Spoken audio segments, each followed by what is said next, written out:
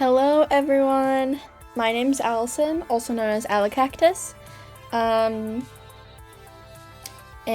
today, on this wonderful Friday, I'm going to be playing Arcade Spirits. We are on Chapter 5, and I am so excited. This is my personal favorite chapter, because it's really all just downhill from here, in terms of fun whimsy.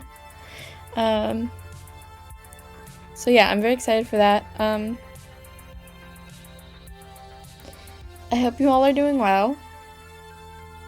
I, for one, am very happy post-Wobble Dogs yesterday, really feeding off that energy, even though we watched basically all of them die. And we created some very concerning creatures. But today we're not making some dogs, we're dating some fellas. So yeah. I had a very interesting experience today. I was trying to show my father the Wobble Dogs clip from yesterday, and once it was done, like, the next recommended clip was one of those, like, busty topless women on Twitch, you know, as of recent. And that was sure interesting. Because, you know, of course that's naturally the next thing after Wobble Dogs, after my Wobble Dogs content. Oh my, yeah, I mean, I think we ignored it, but it was a moment, because, I mean, I certainly didn't want that to happen. And, you know, my family doesn't really know a lot about Twitch, so, yeah, certainly a great impression. What's up, the Marshmallow? Hope you're having a good day. Thanks for coming. Are you excited for Chapter 5? I hope you are. You get to see the swimsuit sprites, which bring me joy, personally. Eric seems to be entranced by the starting screen. Oh, well, I'm glad. It is kind of entrancing. I really pulled through in Canva making an animated starting screen. Okay, so I'm glad you're excited. I think I'm gonna get started. And I did shift my thing back, so hopefully we don't have any problems, but to be honest, I don't know. It'll do whatever it wants, I think. Whatever resolution happens. Okay, I think it's fine. I did change it to the one that I labeled Arcade Spirits screen, so I don't know. I'm always just trying my best. Eventually I'm gonna run out. I'm gonna have to start going over my old saves. That'll be so sad, killing the part of me that dated Teo or whatever. Anyway, we're gonna load, instead of accidentally starting, and then rewriting the save. I'll still never get over that. That was absurd and horrible. Traumatizing, one might say. Alright, so I guess I'll do a summary of the whole game, the past several hours. So we're working at an arcade because we're depressed and we need some purpose in life. But it turns out our coworkers and the gamers that go there all the time are very handsome or beautiful and enthralling.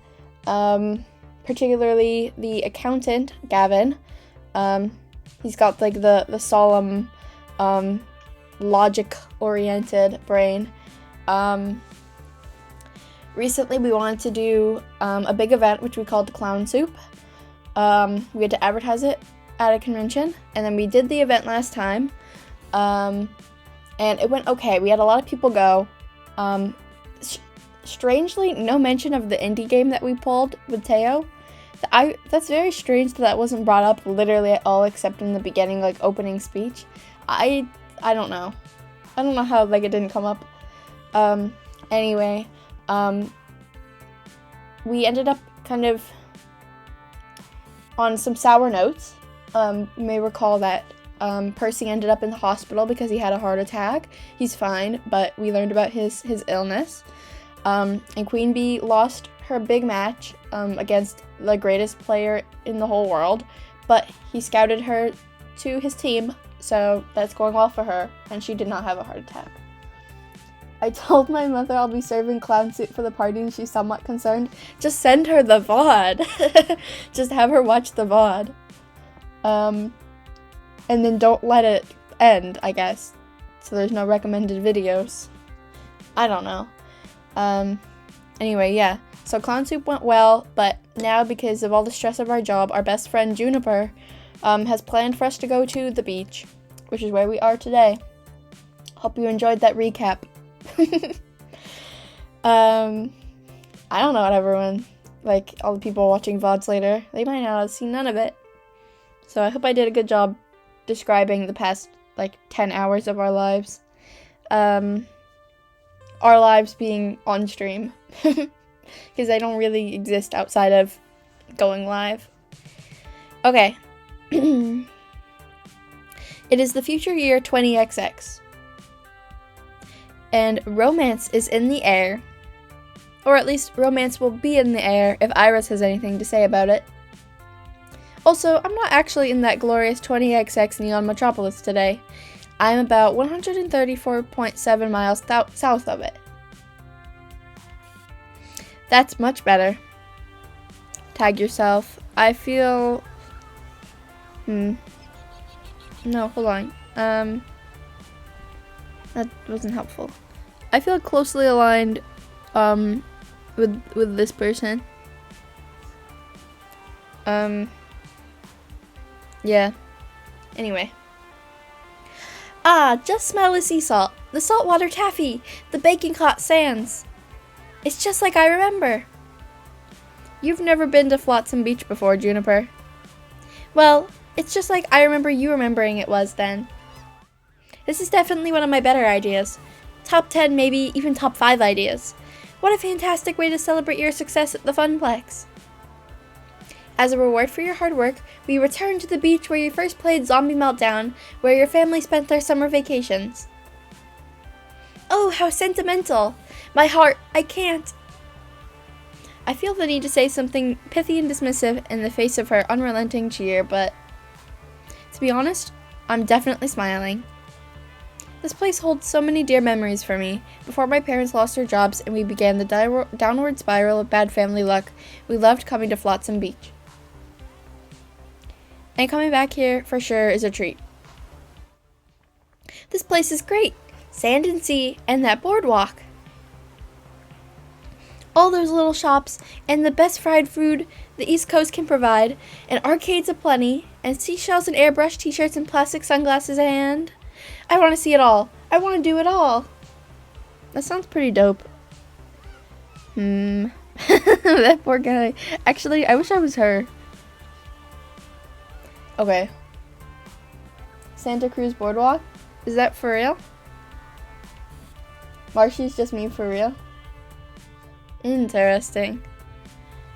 I want that thing. Why he flopped over like that?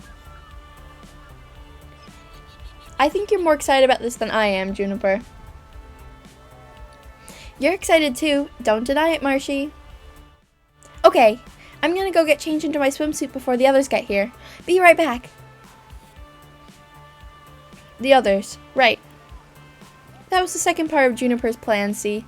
That this wasn't just a treat for me, but for everyone associated with the Funplex. We'd have to drive down here in groups and pay for our own hotel rooms to keep the cost down, but soon enough, a Saturday outing for all staffs and VIPs had become a reality. I love the gamers that just spend so much money and time at the Funplex that they get invited to the company retreat. I'm obsessed. It was real sweet of her to include everyone in on the trip, too. We worked hard to make Clown Soup a success. I certainly couldn't have done it without help from my friends. Within the next hour, there'd be 9 of us bouncing around in swimsuits, making sandcastles and buying cheap souvenirs and playing seaside arcade games. And hopefully not accidentally drowning in the riptides, as my inner lifeguard felt need to warn. One day of fun in the sun for everyone. And as for this evening, Beep beep, Marshy. Well, Iris had other plans for me. Well, have you decided yet? Have you? Time's running out, you know. With a sigh, I pulled out my phone, summoning my digital djinn. You and me should go to Santa Cruz Boardwalk one day and I can share all the memories of peeing my pants as a toddler during pirate mini golf. Now, those are some interesting memories, and I certainly would love to hear about them, I guess. Yeah, that'd be fun. We need to, like, do things. We need to figure something out to do this summer.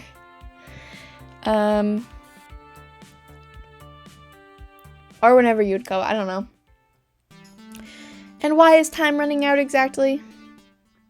I've run the numbers and calculated a 99.97% chance of romantic success if you take your special someone on a moonlit seaside stroll.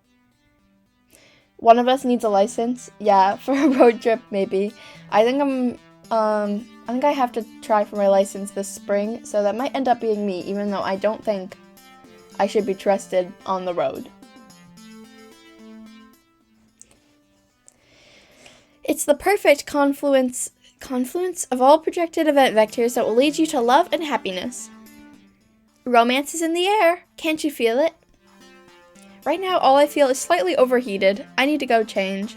Yeah, I mean, you are literally in a hoodie, which does seem on par.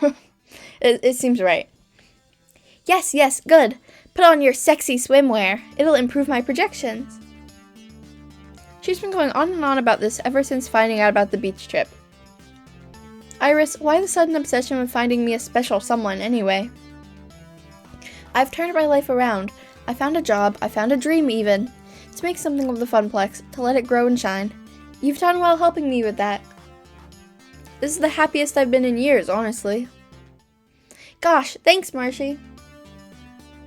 Now, I've tried workplace romance before, back in the shoe shop days, and it worked out for a while, until I realized we weren't soulmates. I mean, should I be either? Also, swimming is prohibited on Santa Cruz Beach after sunset. Interesting. Now, why is that? Let me know. A high-quality dad joke. Point is, I know I said I'd be open-minded about this sort of thing. I haven't forgotten what we talked about the day I joined the Funplex, but now that I'm faced with it, I'm not sure. Marshy, you've spent weeks getting to know these people. You've even taken a few of them out to lunch.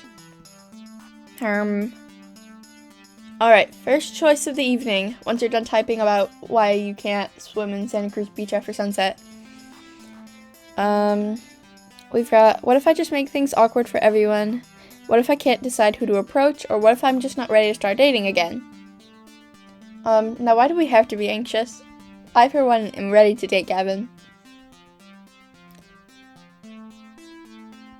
But what are we feeling for Iris? Not that this is an important choice, but it is a choice. And I'm just here to read everything out. Guess because there's no lifeguard and they don't want to deal with bodies in the morning. Huh. Interesting. I guess that makes sense, but I guess the top? I thought most beaches were like swim at your own risk. Interesting. I'm already super close to all these people. Closer than I thought I'd be when I first took the job. Do I really want to rock the boat by flirting with a friend like that? The warmest hearts can be found first in friendship, I say. You already know these people. You care for them, Marshy. Don't deny it.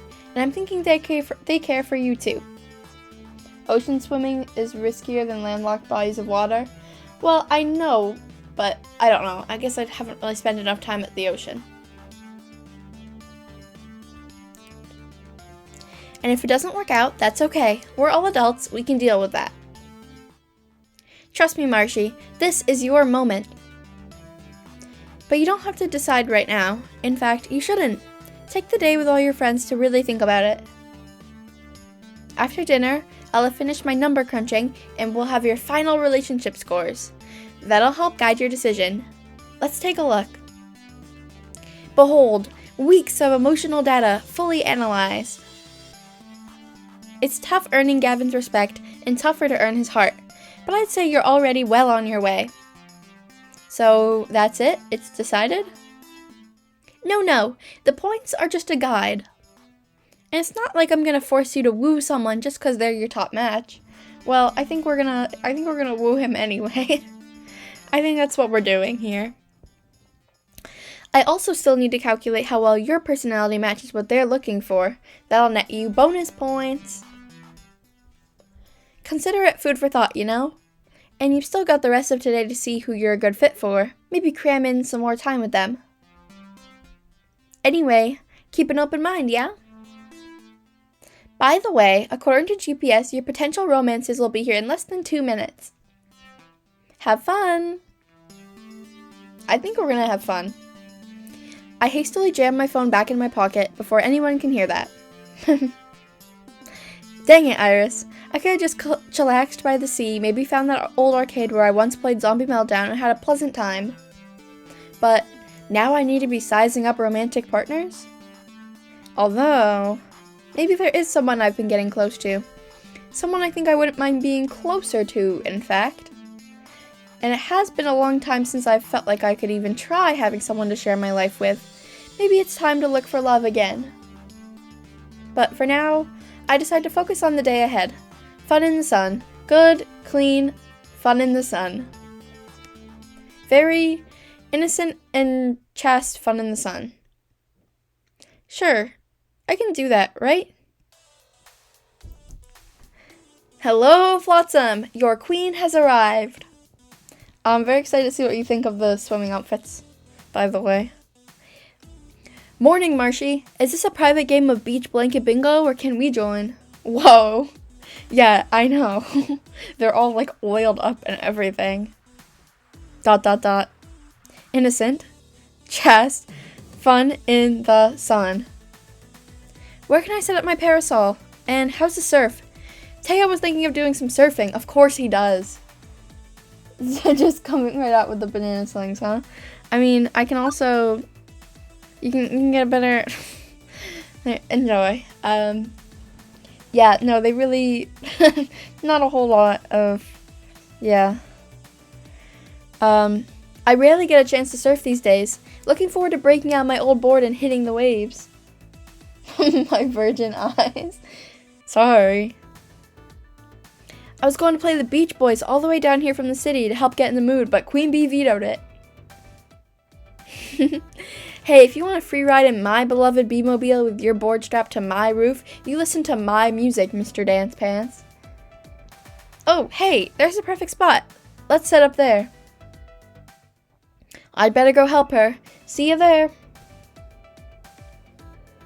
I suddenly feel a bit inadequate in terms of proper beach bod and attire. Not the beach bod. We're here. Ah, good. Queen Bee brought an umbrella. Yeah, I don't really tan so much as burn to a crisp. Honestly, I'm mostly here for the shopping in the arcades. I'm curious to see how these arcades are run as well. Maybe I can talk to a manager, get some tips for how to handle a very transient audience. What is the pattern? Ah, wonderful flowers. I meant to play in them, not to study them. Sheesh, Gavin. We're not here to work. Can't I do both? I'll go join the others for now, though. It's been a long drive. I'd love to stretch out a bit. When do all these geeks get time to aggressively hit the gym? Well, I don't know. I think Gavin is like hauling pinball machines. I mean, he does have to lift like the arcade things they buy. So I assume, but that's, yeah, I don't know. I mean, what does he do? Does he have hobbies outside of work? Like, I imagine he just goes to the gym. I think that would make a lot of sense. Ooh, me too. I'm so cramped up from sitting in that van. Wait for me. ... Stretching. Yes, stretching is good. Flex those muscles. Alright, the beach. I haven't been to a beach in ages. Not since my sign spinning days promoting that funnel cake place. And I guess there was that one time we did a beach shoot, but that was like last summer. So yeah, ages ago. Feels good to be back in the sun. I watch you stretch, Gavin. Eyes emoji. Now, interesting. Anyway, full look at the sprites. Love that. Love it for them. Cute. Big fan. Last beach I went to was back in England. Considerably more cold and overcast than this, afraid. And before you ask, because Ashley already asked again and again on the drive down here, I'm not going to explode in direct sunlight. My condition is quite stable today. Sorry, Percy, but you're part of the crew. That means we care about you. Hello. Hello, James username. So good to see you back again. I promise, though, we won't treat you like you're made of glass. You're still good old Percy to us. Thanks, love. All the same, I think I'll grab a spot under that umbrella before all the good shade is taken. However, I do explode in direct sunlight. Yeah, you do. That line is very much... yeah, I feel like you're very Percy-oriented. Best chapter. It is! I'm so excited. I tried to do it directly after chapter 4 because I really wanted to get here. But no, doing like a 5-hour stream is too much. Starting at 7 p.m. I don't know. But I'm happy. I'm pumped. Very happy. As for me, last one in the water is a landlubber. The water, yes. Getting wet and cooling down. Ugh, why is Juniper's outfit so cute? I wish I was her, to be honest. I have an appointment in May for hair dyeing. So I don't know, it could be fun to do pink like that with streaks. It'd be really cute, actually. I would love it. Except then I would have to have my hair the same length. I wouldn't get it cut. I don't know. Maybe I'll do like a short hair Juniper. It'd be really cute. Anyway, sorry. Party! Hello, dearies. Afraid my bikini days are behind me, but I'm happy to be here all the same. I do so love to be out in the sun. The knitting. Wait, that's actually, the hearts are so cute. That's literally me, though. I would actually bring my knitting. I don't think I went to the beach this year at all, but I would have brought knitting or crochet if I did. No, I don't think I went anywhere. I don't think I did anything. But that would be me, literally. Lovely beaches, lovely weather, lovely people. Good to see all three present and accounted for. Yeah, I rented an extra parasol and some chairs for Miss Francine and I. And for you too, Marshy. Plenty of room if we squeeze in.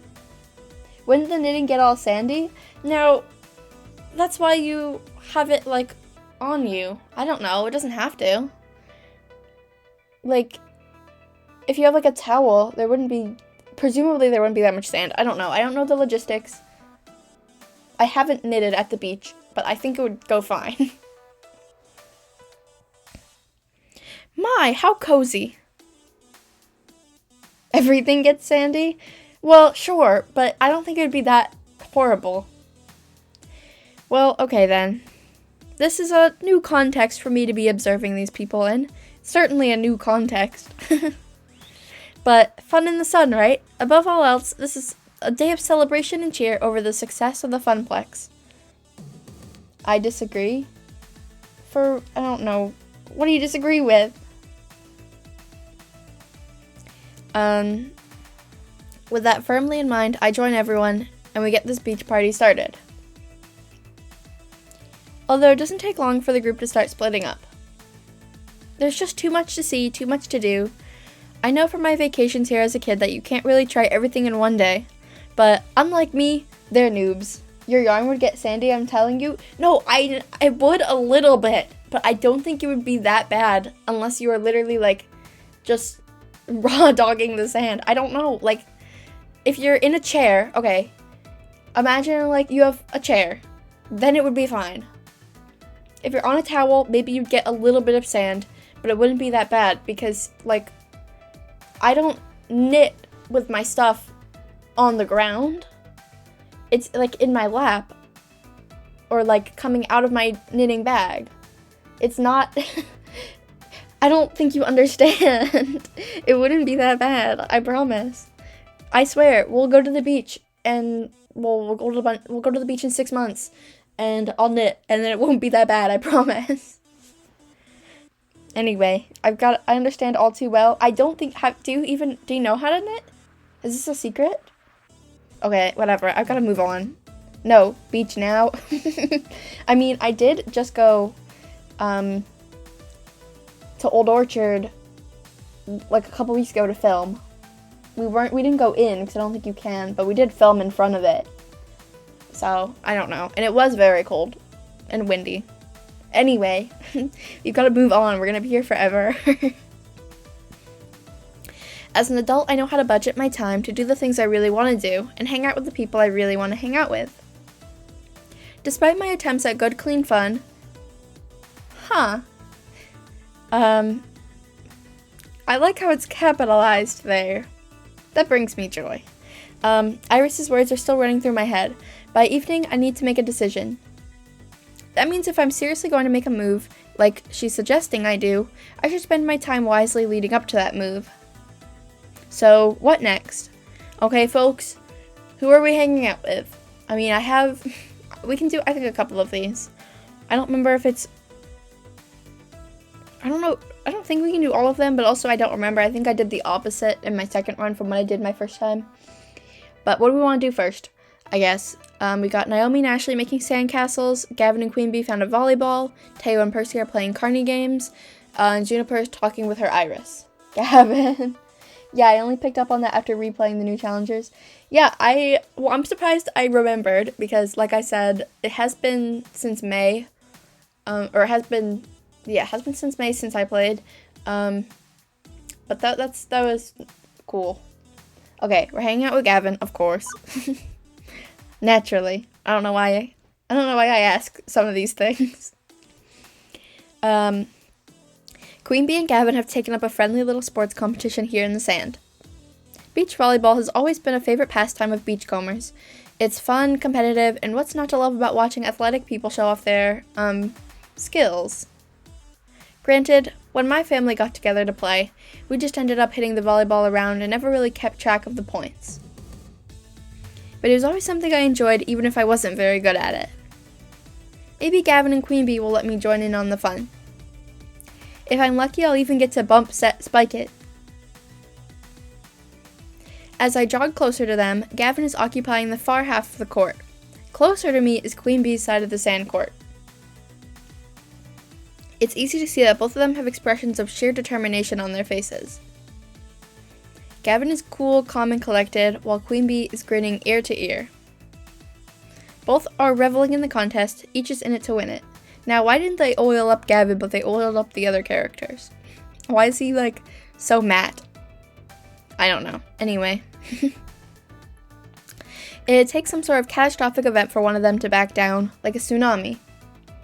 And even then, I bet they'd be bopping the volleyball back and forth while fighting against the wave. But this is a momentous 1v1 between two of my most competitive friends. I would not say Gavin is one of the most competitive friends. I don't know, maybe, but that's not, out of this group, I would maybe not put Gavin up there. Anyway, his ambition is just as fierce, even if it's less vocal. Oh, it's unnecessary to explain Queen Bee's cutthroat nature, but Gavin, his ambition is just as fierce, even if it's less vocal. Sorry, I thought it was a continuation one.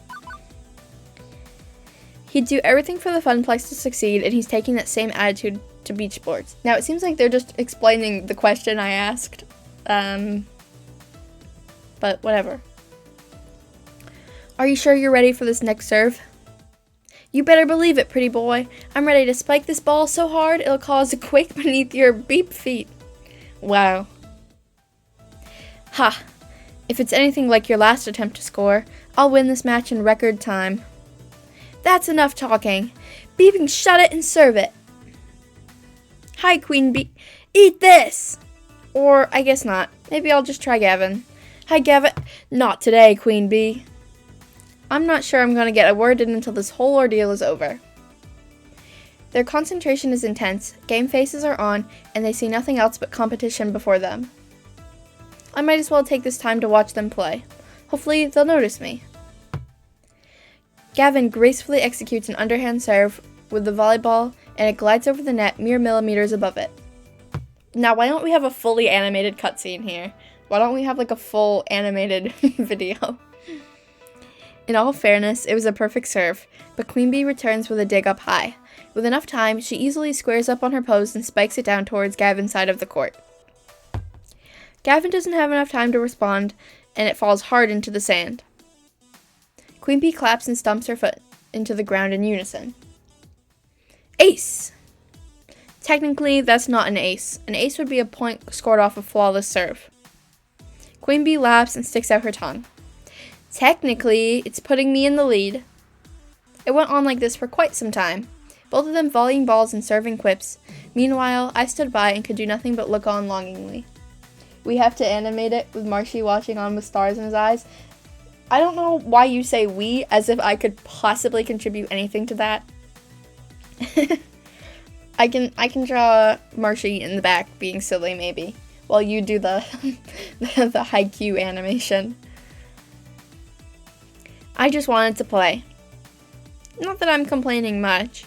Both Queen Bee and Gavin are the most athletic of the crew, save for Teo. And, well, let's just say the sand isn't the only hot stuff around here, to be honest. So, watching them glisten as sweat drops down their bodies, yeah, that really isn't a problem for me. It's like Gavin's body was sculpted by the gods themselves. Yeah, how was he so ripped, to be honest? Like, I know we already asked that question, but we've talked to him every opportunity we can, and that hasn't come up.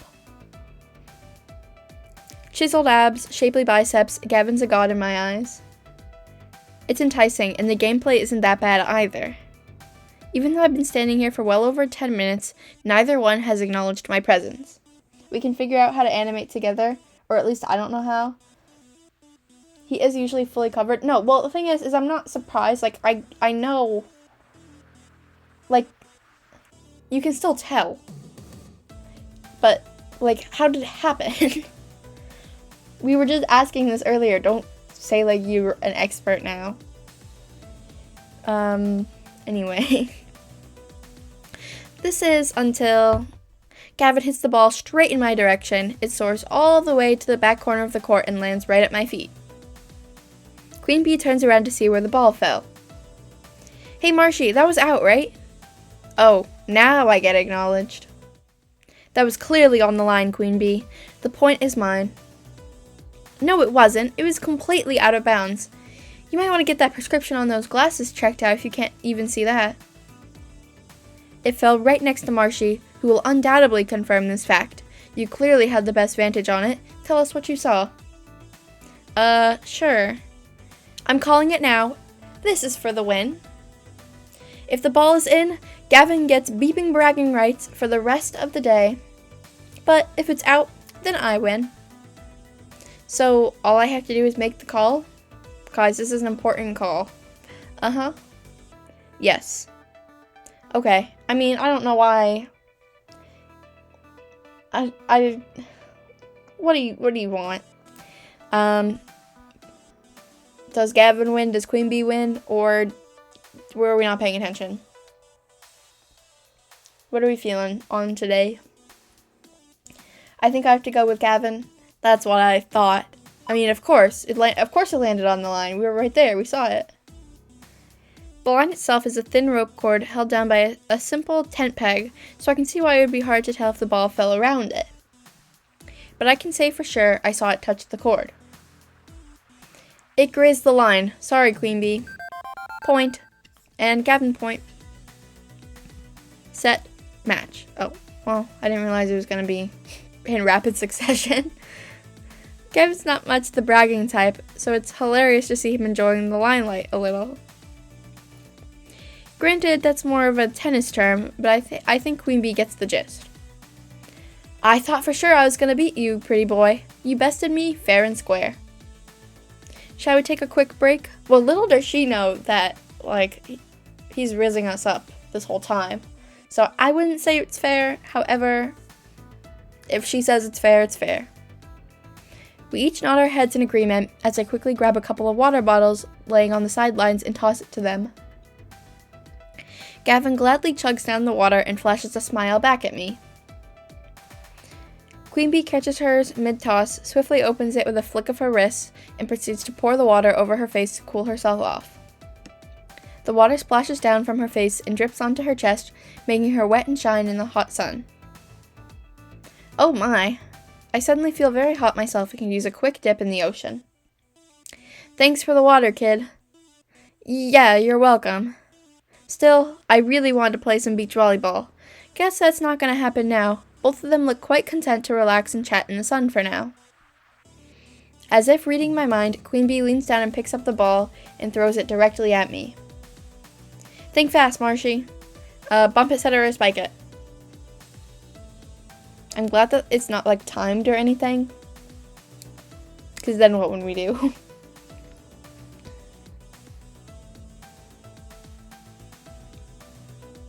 What would you do if a ball was thrown at you? Where's the option to get hit in the face? That is so true. That should be an option. I feel like it should be timed, and if you don't answer, it just get hit in the face. But if you were a star athlete, what would you do? Top, I guess. Bump it. That is the best answer. As a shifts my glasses. As a volleyball expert, that's what we were supposed to do. I quickly clasp my hands together, squat, and bump the ball back to Queen Bee. I thought we were sitting down. She simply bumps the ball over to Gavin, and forming a triangle, we continue hitting the ball back and forth. This is exactly how my family would play. We'd all stand around and hit the ball to each other, trying to keep it from touching the ground at all costs. Gavin, Queen Bee, and I get really into it too, and several times one of us ends up diving to get the ball and gets a face full of sand. That sounds about right. Haha, I like this sand-swept look you've got going on, pretty boy. I can see you on the summer cover of Monsieur. If you're not careful, I'll carry you to the ocean and throw you in. Then you'll be sporting that drowned rat look. I think that's what I have going on, in general. Laughing alongside Gavin and Queen Bee while playing beach volleyball, it makes me feel so grateful for these friends. It was worth having to stand around for a while. What a perfect morning on the beach. We play a few more rounds of The Sand is Lava before we let the ball crash into the beach one last time.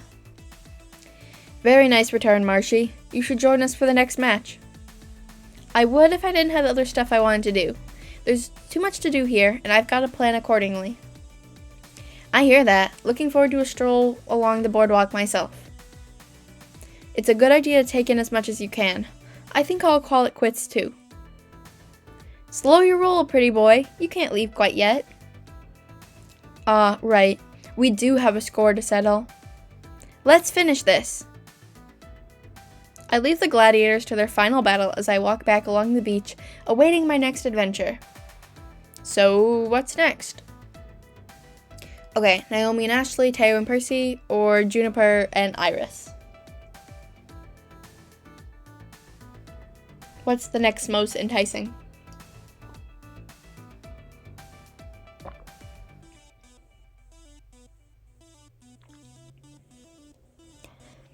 I feel like I've done all of these.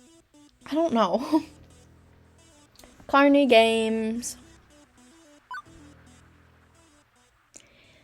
A number of little Carney-style games have been set up along the beach, independent of the boardwalk arcades. Ring tosses, squirt guns, things like that. Percy promised everyone he'd keep it low-key today, as he recovers from his heart tremor. Tossing a few rings is definitely low-key.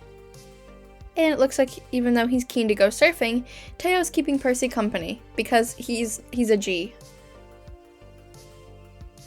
But judging from the way those rings are just sort of bouncing off the bottles instead of landing on them, the games are not going well.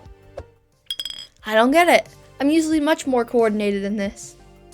Don't think it's a matter of coordination, Teo. More a question of, well, let's say optimization. But Percy's ring goes plink off a bottle as well. What a shame, what a shame! You boys want to play again? Only another $5 for 3 tosses. It's a downright steal. Starting to wonder if this is a steal in more sense than one. Now, nobody likes a sore loser, boys. It's all totally fair, swear on my mom's grave, I do.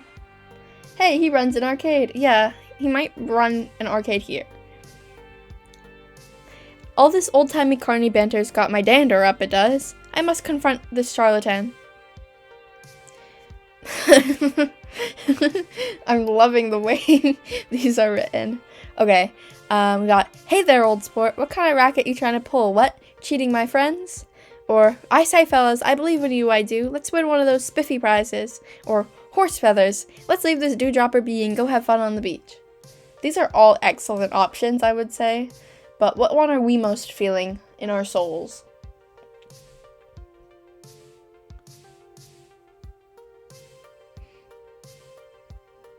What are we feeling on today? Bottom answer. Perfect. I like horse feathers.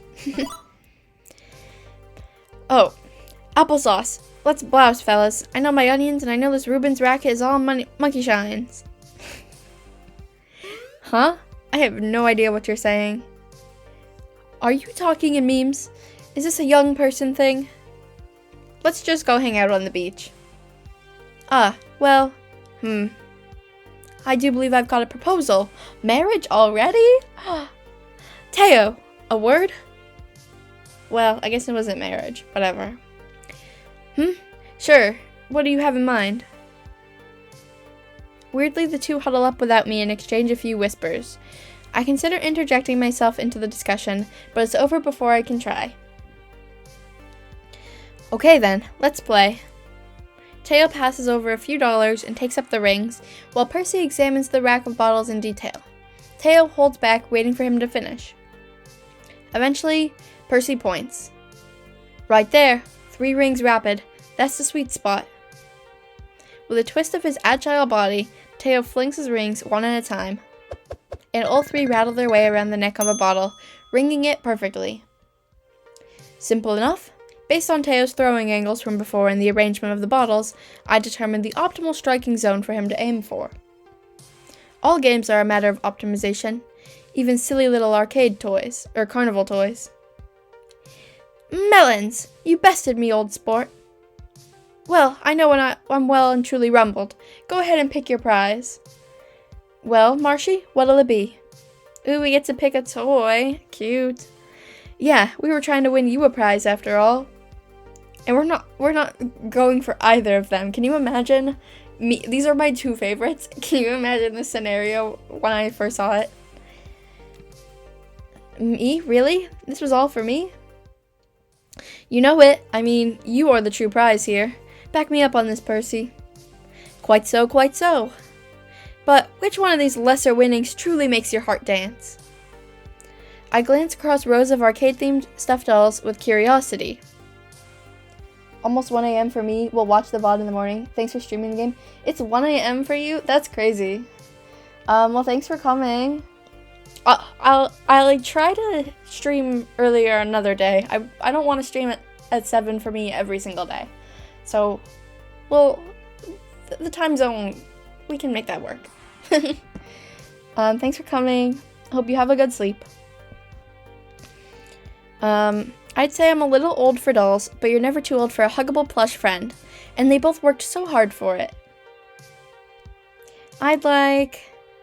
Okay, what do we want? Chat, what do we want? The adorable Mr. Moopy magical plushie, or that swinging dolly that plays music, or Q*bert plushie. These are very interesting options. Ow. Sorry, I twisted my arm weird.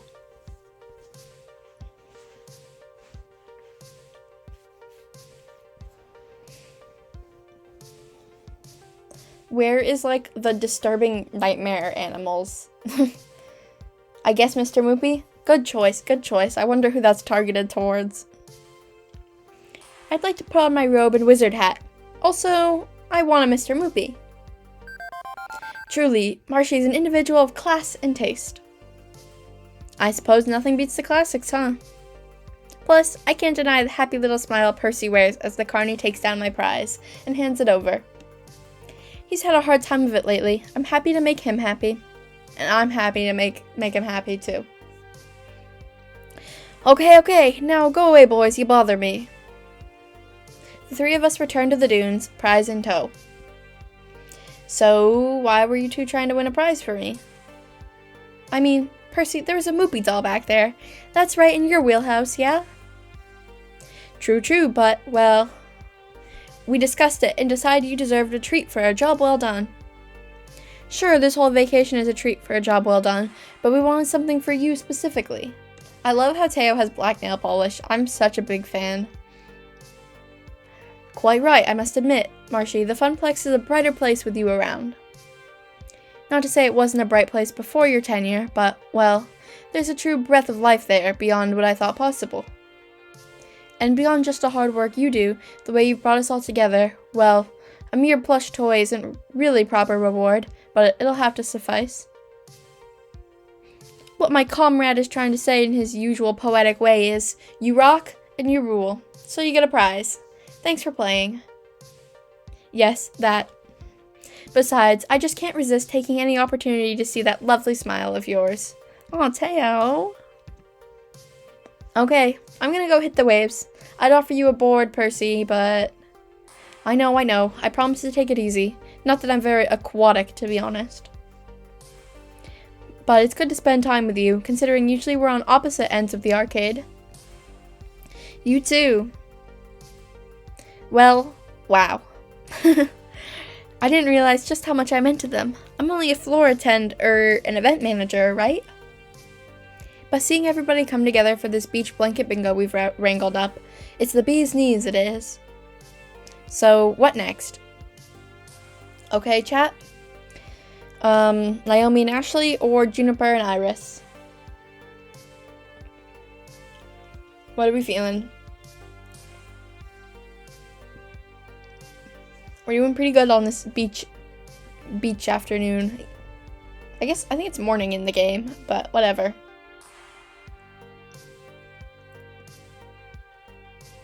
This is so fun. I wish I was at the beach with the Arcade Spirits characters.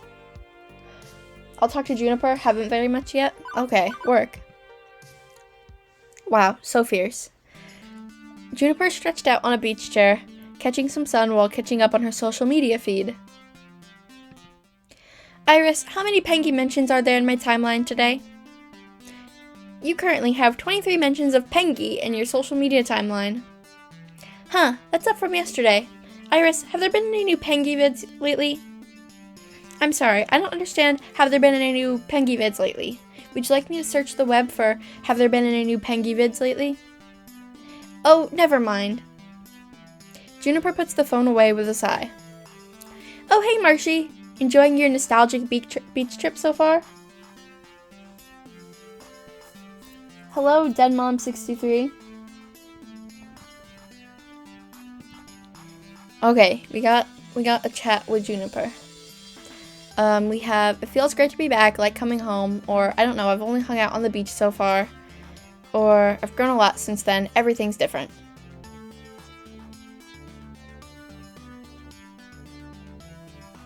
I love Juniper's fit. Why is this so cute? Again, I just wish I was her. She's so cool.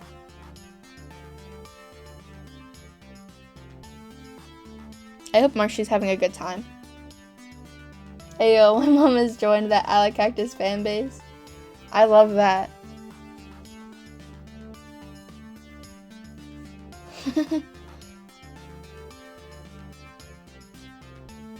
Oh, well, I guess no need for the VOD.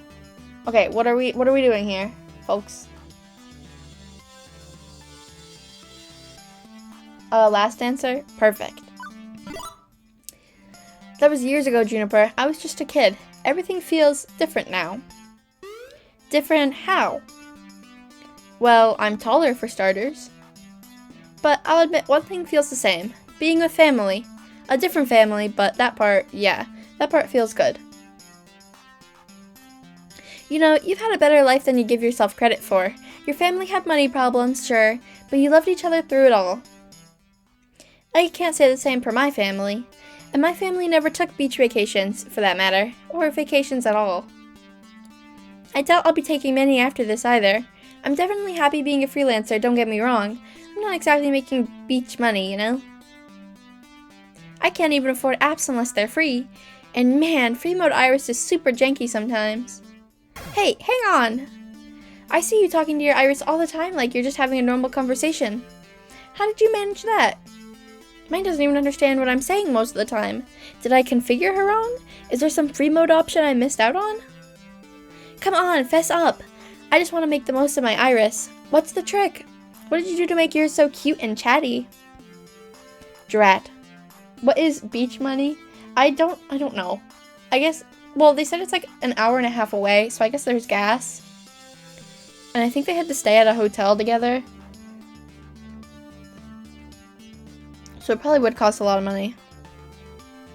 Juniper knows Iris better than anyone here, aside from maybe Gavin. She's been suspicious for some time of my super duper version of Iris.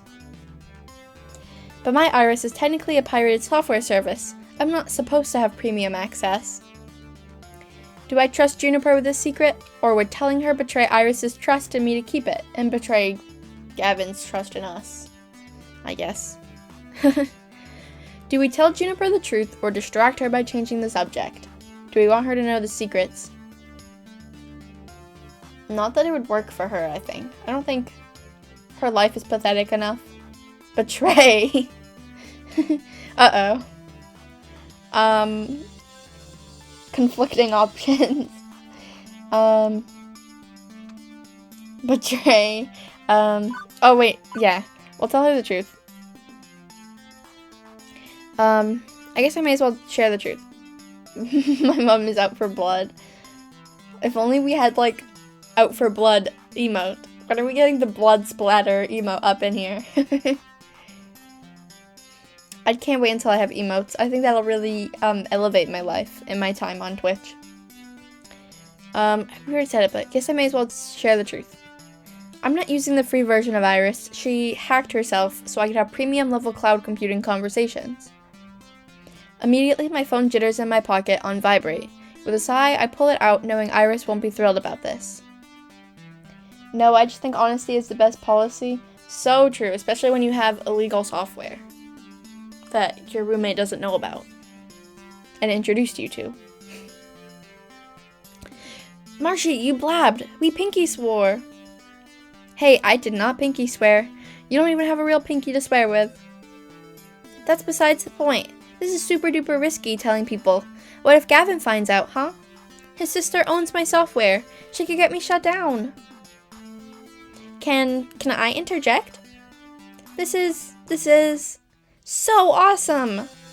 I knew it. I knew Iris was smarter than she let on. Like, wow, this is bad Hollywood movie level of sci-fi awesomeness. Thank you?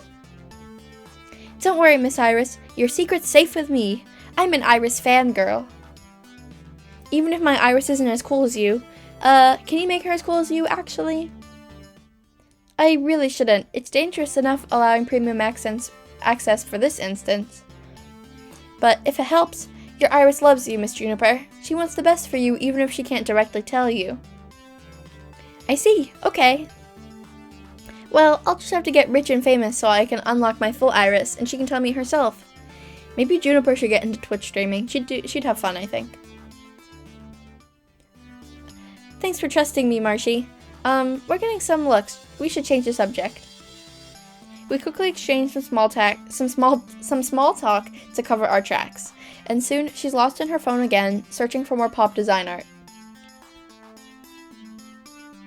The noon sun's high in the sky, and honestly, it's getting super hot out there, like heat exhaustion levels of hot.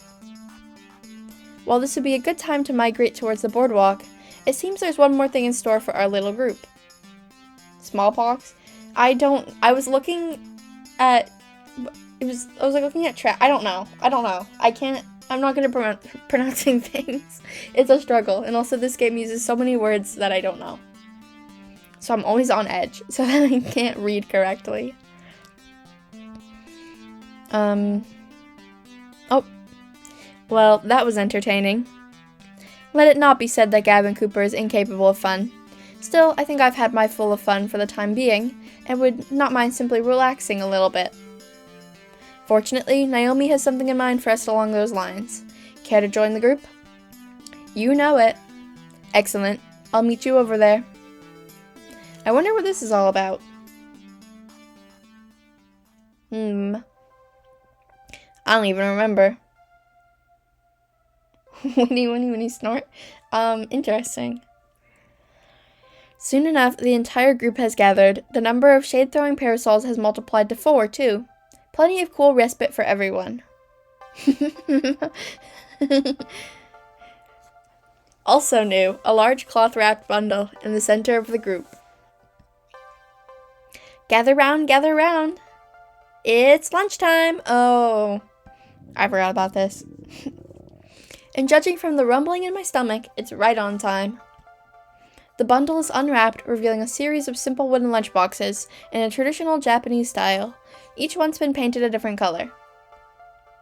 As a way of saying thanks for all your hard work and your support, please enjoy these box lunches, courtesy of the Funplex.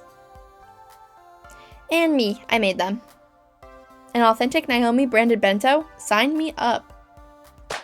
I reach for a box, and she smacks my hand away, lightly.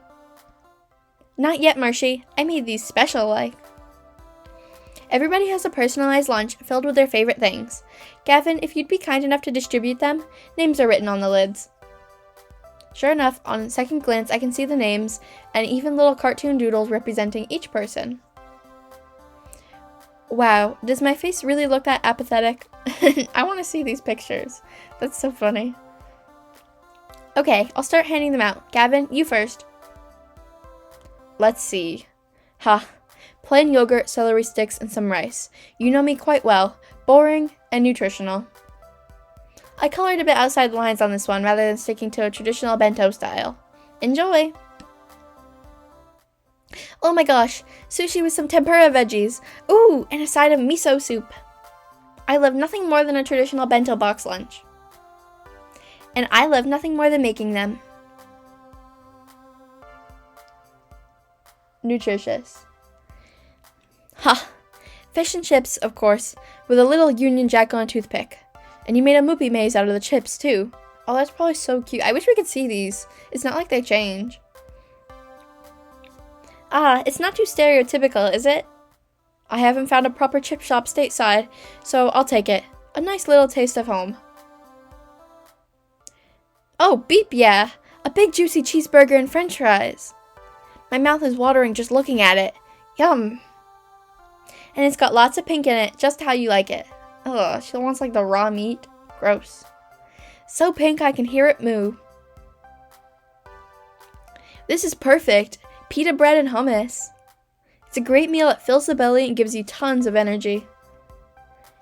And we have to keep your tank at full. A tired Teo is not a true Teo. Oh my, this is lovely. Little finger sandwiches, some tea, and even a cupcake. Thank you, Naomi dear. It's very thoughtful. Aw, thanks, Miss Francine. I got a peanut butter and jelly sandwich. Bet you consulted with Marshy on this one. I love these. Always have, always will. Actually, I just checked your Instagram. I did an analysis of your most commonly blogged food, and can't talk, busy eating. And that leaves the one who brought us all together, Marshy. For you, I made pizza bagels. Ugh. Kidding. It's actually similar to the bento I gave you at the day you started at the Funplex. A little reminder of how this all started. Oh, well, thank you. Speech. What? You should make a speech before we all dig in. I mean, you're the reason we're here. I am? Yeah, you are. I mean, we were doing great before you showed up, don't get me wrong, but, you know. But you worked harder than any of us to make the Funplex the success it is today. I was content to keep it afloat. I didn't think we'd ever manage more than that, but you refused to be content. We wouldn't be here at the beach if not for the success you led us to, Marshy. So, yes, I think a speech would be appropriate. Beep, yeah, clown soup rocked. It really opened some doors for me. I'd still be wearing that dang black L7 jacket if not for you. The atmosphere is so much livelier thanks to your efforts.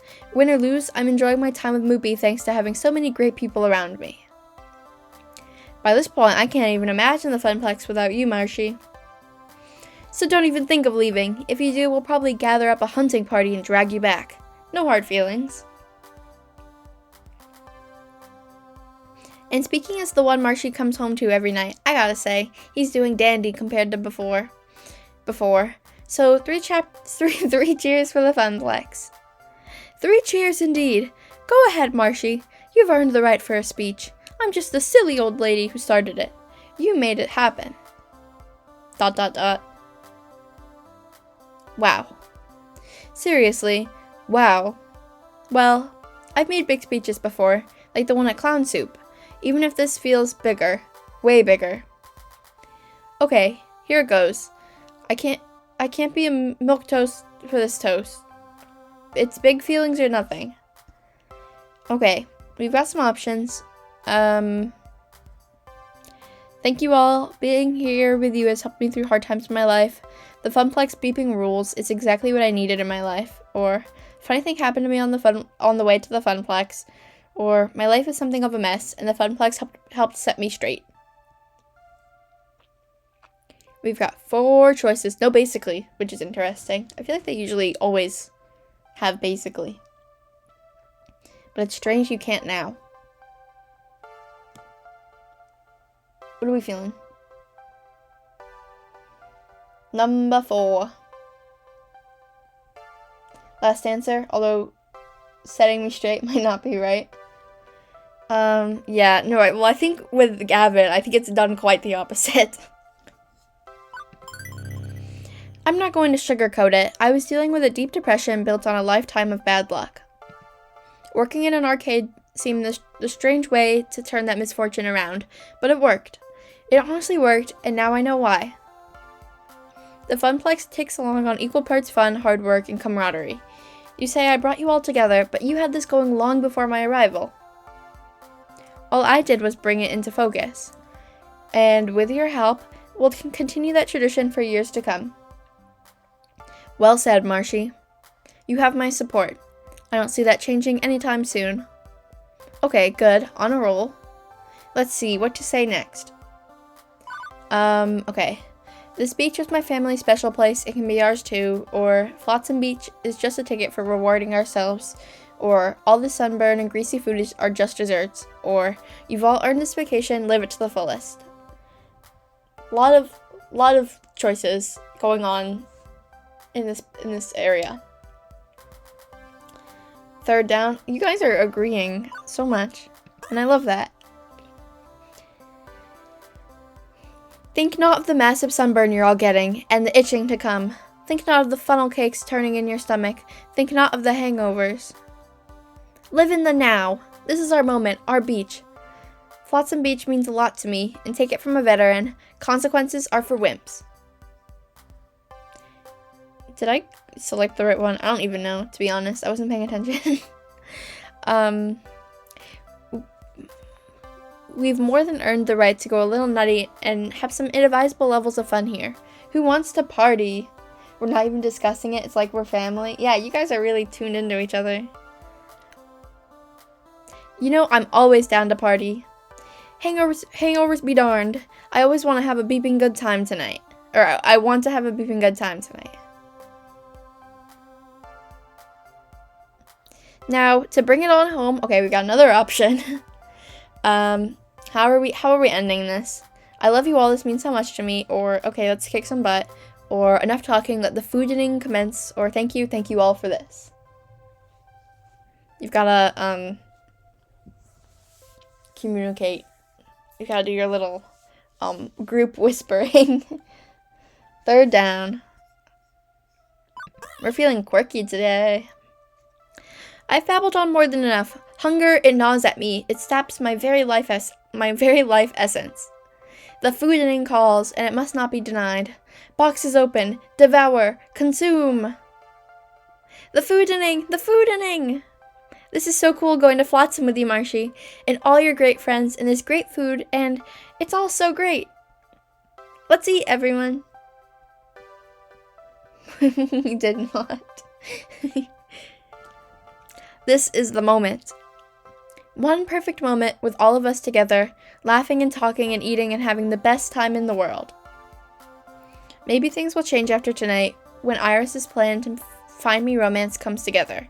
Maybe this is the high water mark. Maybe But no matter what happens, I'll always have this one perfect moment. Keep that in mind, chat. We have this one perfect moment. No matter what happens, we have a perfect moment. Afternoon slides in as the gang migrates from sandy shores to bustling boardwalk. Once you've had your fill of seaweed in your trousers, it's time to take a walk down the boardwalk and indulge in any number of side activities. No need to change out of your swim gear either. Unless you're going deeper into the beach town, you can just skip back and forth between the sands and the boardwalk. This is where the real action happens. Shops, restaurants, and of course, arcades. Soon enough, the group's splitting up to try to do as much as possible. I've got time to tag along with some of them. Who to hang out with? Okay, I mean, I know what one we're going with, but I'll read them out anyway. Gavin and Ashley checking out an arcade, or Naomi and Teo raiding a candy store, or Queen Bee and Percy chatting and having funnel cake, or Juniper and Francine shopping for souvenirs. Yeah, Gavin. I don't know why I read them out. The primary appeal of this place for me was always the arcades. And it's arcade spirits. We've got to go to the arcade. I rarely swam in the ocean. I preferred indoor swimming pools to unpredictable waves. That meant boardwalk crawls, arcade games, tokens, and joysticks. Although as I approach one of these open-air arcades, well, I don't see a single joystick. Interesting. I'd hazard these arcades are 100% redemption games. I suppose it's for the best Naomi's distracted by looking for saltwater taffy. She'd hate this place. I've noticed this industry trend away from anything vaguely resembling a traditional arcade game and towards touchscreens and prize tickets. I suppose it was inevitable. If not for a strong showing for joysticks through the 80s and 90s, it would have happened sooner. A game's a game, you know? I can enjoy just about anything. Oh, and hey, there's pinball! You like pinball, right, Gavin? Oh, and skee-ball! I love alley rollers. Huh? Technically, skee-ball, depending on spelling and hyphenation, is a registered trademark. These are simply alley rollers, manufactured by a different company. Sheesh, way to suck the fun out of it. Apologies for my innate killjoy nature. Allow me to make it up to you by actually having some fun. Is that even possible? Will your ultra cool guy exterior allow your inner softie to be exposed? If you'll let me finish.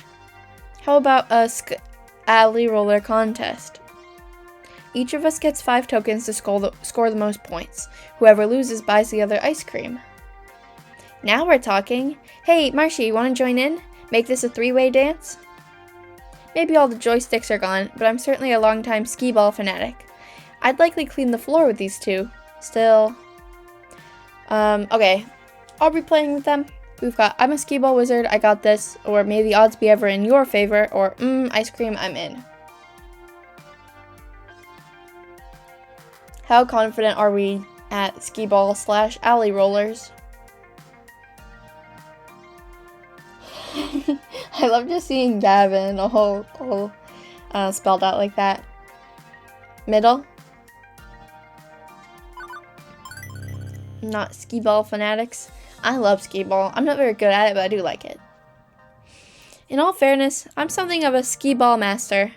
Still, may the odds be ever in your favor, and may the best player win. Which will be me, of course. Ooh, a Gavin boast. That's rare. It's not a boast if it's a fact. Our coins rattle into the slot, tinking along the metal chute. 5 tokens. Highest cumulative score wins. I suppose if it's 3 players, the 2 losers split the cost of the ice cream. I remember playing tons of alley rollers back when I was a kid, roaming up and down the boardwalks of Flotsam Beach. Like riding a bike, those are physical skills you never really forget. My grip on the gnarly old wooden ball feels completely natural, even now. We drop in our tokens and line up for our first throws. It takes a few rolls for me to find my sweet spot, but eventually I'm right where I need to be in the scores, which, unfortunately, can't be said of my coworkers. Oh, come on! I totally should have landed that 100. These machines are a bit beat up from exposure and play. I wouldn't be surprised if they're unbalanced. Or they're rigged, like those Carney games Teo and Percy were playing earlier. But they aren't. I'm hitting my shots no problem. And given Gavin's rather manly physique on display right now, I'm a bit surprised he's not throwing them forcefully enough. I could whisper some advice to one of them, maybe give them an edge. It's cheating, sure, but we're all getting ice cream in the end, who cares? Okay, are we gonna help Gavin cheat or not? Or do we want to win? Who is winning this? Gee. Okay. Oh. No, it's messed up now. Uncoordinated. No, the effort for Gavin is strong. It doesn't even all show up in the text box on the screen. Okay. Gavin. When are we getting a Gavin emote? Don't worry, when I'm an affiliate, we'll have a Gavin emote. I don't know what it would look like, but we'll have it. I lean in close to Gavin to give him a tip. Aim for the 40-point pot, always. Gavin quirks an eyebrow at me, but seems to catch on to what I'm suggesting right away. No further words needed. The trick for skee ball is consistency. The 100-point pot is a trap. Hitting it takes precision on a clunky old game, but aim dead center, and you'll always net a reasonable amount of points. 20 at worst, 50 at best. Soon enough, the scores are in, and Gavin's won the game, scraping just slightly past me and leaving Ashley in the dust. Poor Ashley. Ah, butts, I lost. Oh no, she's crying. To be fair, Marshy gave me some advice. Yellow card, foul on the play, tainted results. But you can make it up to me by having us split the ice cream 3 ways. Everybody wins. That seems fair. Most importantly, we had fun. Arcades are meant to be places where friends can gather and have fun playing with each other. Beachside or in a shopping plaza, with or without joysticks, that's our goal. Let's take back a lesson today that we should always endeavor to provide fun first and foremost. Whatever shape it takes, that is our mission. Still found a way to turn this into a working vacation, huh? But an enjoyable one. I think he is having fun. By the way, fun fact, have you noticed Gavin's earrings? I love that about him. We grab ice cream cones from a vendor on the boardwalk, swapping work stories, laughing, and having a blast. This is probably the happiest I've seen Gavin. At work, he's all business, but here, he can crack a smile even as he's analyzing arcades. And Ashley just exudes sunshine and cheer everywhere she goes. She's a good influence on him, clearly. But time's ticking, and I've got other stops to make.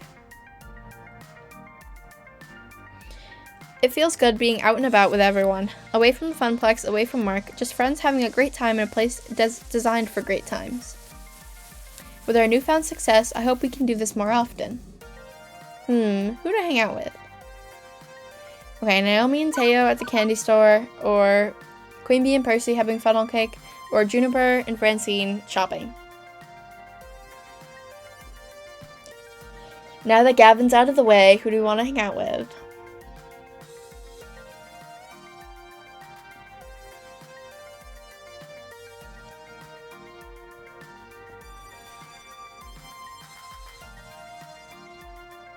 Do we have candy? Okay. Do we even have like a second choice? I guess Percy would be our second choice. In general. We have a lot of Percy points. It was like even, which is crazy. Okay, candy store. Out of the corner of my eye, I see Teo and Naomi sneak into one of the shops on the boardwalk called the Sandy Bar, with little iconic saltwater taffy icons on each side. Saltwater taffy, a staple of coastal life and commerce. On any given boardwalk, you're within spitting distance of at least 3 candy shops loaded with tasty treats. But more importantly, why are these two acting so childish about the whole thing? Like 2 kids in a candy store? I need to find out exactly what's going on. And more importantly, I need to see if they have any of those gummy sharks in there too. As I peer into the building, my senses are overwhelmed by sweet. My teeth practically hurt from all the surrounding sugar. Covering the walls are assorted containers holding various types of candies, a rainbow of colors, and confectionaries, filled to the brim with saltwater taffy and covered in chocolates. Yum. Not only do I take note of the delectable candy, but I also notice all the kitties running around. I can't help but be reminded of the Funplex. Same atmosphere, just fewer games. I look over to the person behind the counter and give them a nod of understanding. I feel you, noble cashier, in your quest to maintain peace and order. Naomi and Teo recognize me and wave me over. Over here, Marshy. Come help us decide on what to get. I comply and go over towards them. Naomi is huddled over a table and filling her arms with various desserts. I want one of these, and 2 of these, and a handful of this one. Oh, what's that over there? Candied apples? I have to get one of those too. This is the best part about going to the beach. Look at how many different candies there are. I could just devour them all. Remember the time I died at Six Flags because I only eat candy and drink no water? Good times. Yeah, no, I still think about the Six Flags candy shop quite often. I don't even remember. I think we just got slushies. I didn't have any money, so I definitely didn't get anything. I was sent with, $0. No, I think I spent it all on swim shorts. But yeah. Now, I pegged Naomi as having a sweet tooth, but Teo, with all his dancing, I would have guessed him to stick to a healthier diet. But this trip is a vacation for all of us, so maybe he's spoiling himself. So, what do you think of the place? Who, me? Oh, I've been here before. Quite a few times.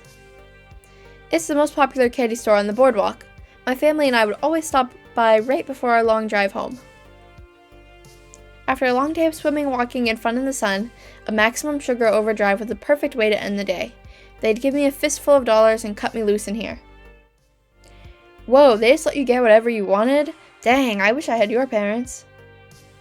The teacher forced me to drink water after having heart tachycardia episode that immediately gravitated to the candy store.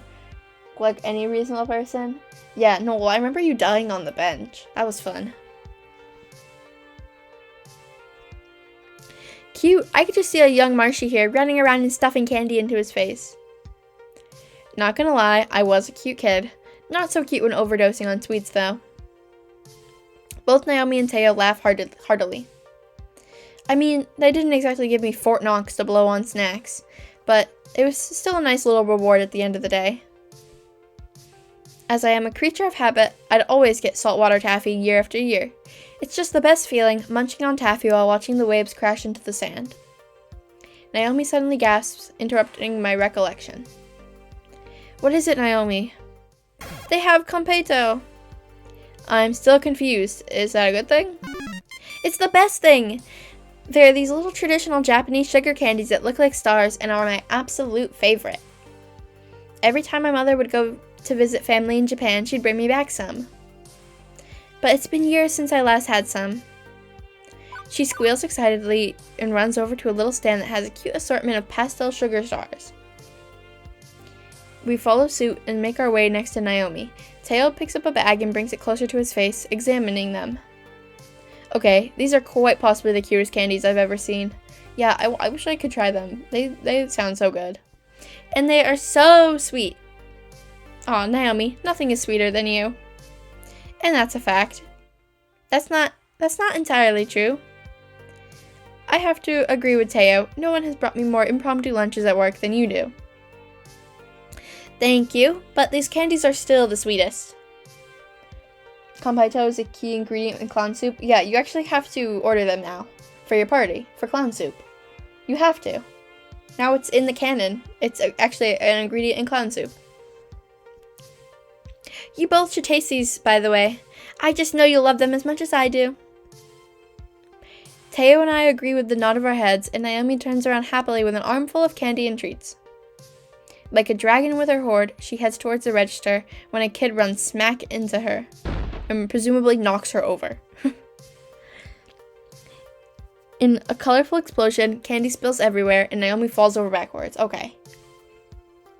I instinctively go in to help Naomi up, but out of the corner of my eye I see the kid who bumped into her, swiping candies off the floor and pocketing them. Hey! It's a classic move. We see it all the time with tickets and tokens at the Funplex, and like the arcade, this is no different. It's so overused, Teo even sees it. He elbows me and points it out to my attention. But this is not my store, not my job. Do I step in or let it slide? What are we doing? Are we picking up the mess, pointing at the thief, or helping Naomi up? I mean, I also think these can all be done just in an order. So I don't know why, like, this is a question. Helping Naomi. More important than the kid stealing. My first instinct was to help Naomi back to her feet, and that's what I'll do. Even though the kid is swiping sour gummies, I'm sure the cashier is on it. And yeah, they don't seem exclusive. I know, like, this game happens, like they have a lot of choices like that. Like, I think we could point out the thief, and then help Naomi up, and then clean the mess. I don't see, like, I don't know why it has to be one. This isn't the first time a child has tried to steal candy, nor will it be the last. I go over to Naomi and extend a hand towards her. She grabs a hold as I pull her to her feet. I collect... Oh, basically. I thought we were going to get a Naomi point there. I collect Naomi's fallen candies as well. Yeah, and we get it... we pick it up still. I don't understand. Anyway. I notice the cashier approach the kid. They demand the kid to turn out their pockets. So yeah, we achieved all of it. It appears like the kid wasn't just picking up stuff from the spill, those pockets were quite full. With a very disappointed frown, the cashier tells them to kindly exit the sandy bar, and the kid complies. The cashier and I exchange knowing glances. We are one and the same. Well, after that excitement, I'm ready to relax on the beach and eat some of this candy. Me too. Me 3.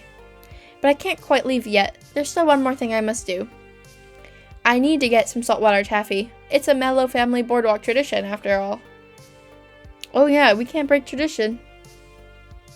Although, if we do, I wouldn't mind starting a new Funplex Beach tradition with you. Teo, please. This is one important, delicious decision Marcy has to make. And the only correct answer would be for him to choose the cotton candy ones. Cotton candy flavored taffy? Really? I wouldn't joke about something as serious as this. But it's like sickeningly sweet. Even I can't handle it, and I can handle a truckload of sweet. Well, what would you choose then? Buttered popcorn, obviously. I like a little salty with my sweet. But that's sacrilege. I'm much more of a purist. Getting in a fight over taffy flavors isn't necessary. Both taste great, but I already know what I'm going home with. What's that, Marshy? Okay. What taffy are we getting? Are we getting cotton candy, are we getting buttered popcorn, or are we getting a grab bag?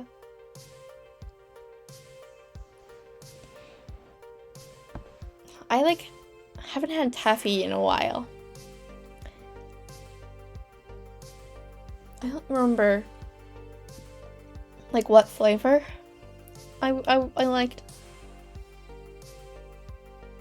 I used to get them in the grocery store.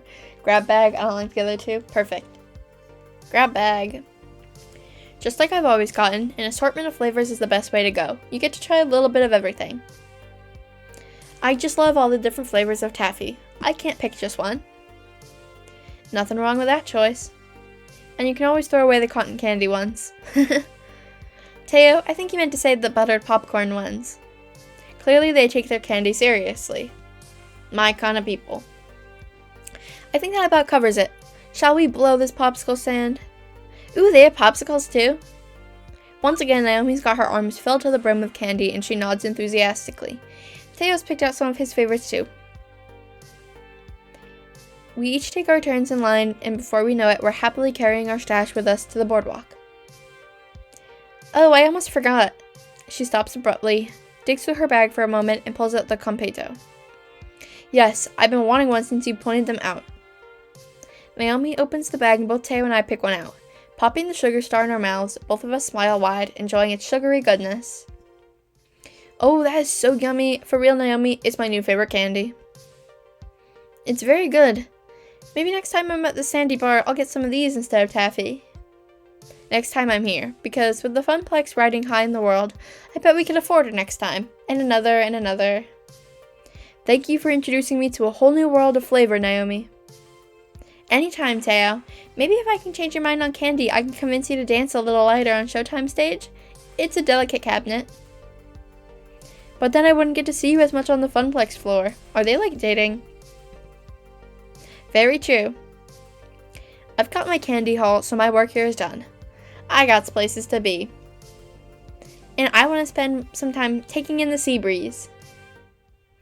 I need to clear my senses of sugar too. We'll catch up with you later, Marshy. Guys, where is the Teo and Naomi fanfiction? When is that coming into existence? After the Hamza X-Reader. Once alone, I open my bag of saltwater taffy, pick one out, and eat it.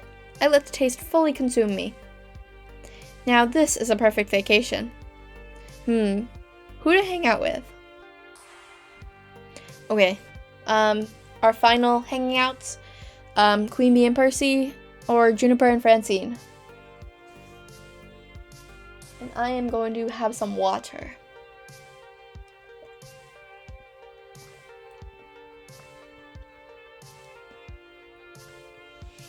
What are we feeling?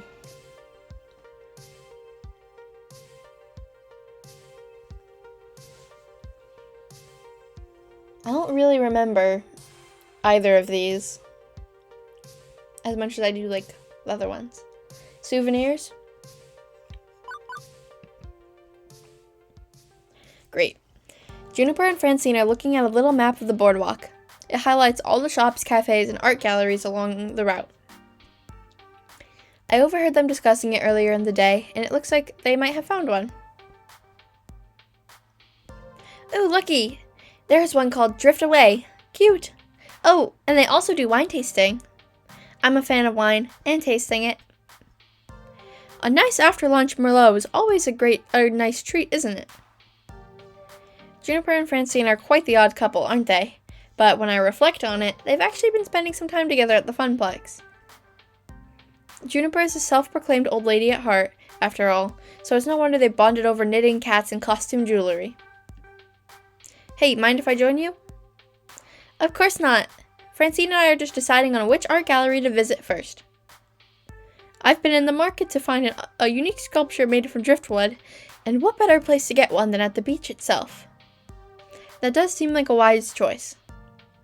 There is this one place that I must visit again. It's called Seascapes, and it's been open since I was a child. I know it's hard for you to imagine, but yes, old Francine was once young and spirited just like yourself, Marshy. I bet you were the talk at the boardwalk, breaking all the hearts. Oh, a lady never spills her secrets, but yes, I did have my fair share of summer romance here along the boardwalk. Ooh, go on, this I must know. Well, there was this one time that I snuck out in the middle of a moonlit night to meet my lover. It was quite exhilarating. Of course, we simply had to go skinny dipping. Please, no, stop. If there's one thing I definitely don't need to know more of, it's my boss's love life. I already know too much from my interview with Francine. TMI. So, Seascapes, that was the name of the gallery? Let's go there, now.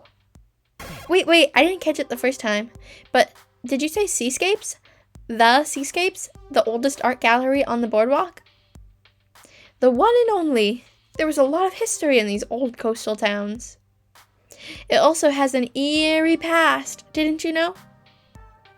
Seascapes is totally haunted. Francine lets out a snort. Oh, sweet child, that's preposterous. Ghosts aren't real. But the Boardwalk Paranormal Society has deemed Seascapes the most haunted place on the coast. As the story goes, the previous owner purchased a particularly gorgeous painting, but what the owner didn't know is that the painting was being possessed with a demonic spirit. Soon after buying the art and hanging it up in the gallery, the owner got very ill. It was a mysterious illness that no one could cure. Eventually, the gallerist passed, and their ghost has haunted Seascapes to this day. Curiosity's got me Curiosity's got me, and after having experienced some unexplainably spooky stuff in the recent-ish past, I pull out my phone and look it up. Juniper's not lying. I've heard several spooky stories about this art gallery. Maybe it's haunted by the memories of the past, but surely you can't believe in such childish superstitions. Marshy, talk some sense into Juniper. What? Me? Come on, Marshy, back me up on this. Well, the truth is, do we believe in ghosts? Totally, ghosts aren't real, or there are unexplainable things in this world, but how are we feeling on this issue, on this topic, in this moment of time?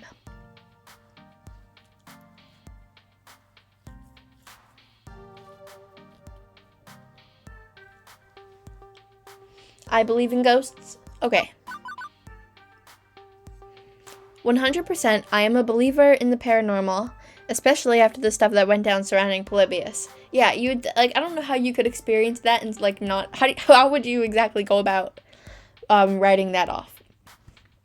It was just a hallucination, from the asbestos in the walls.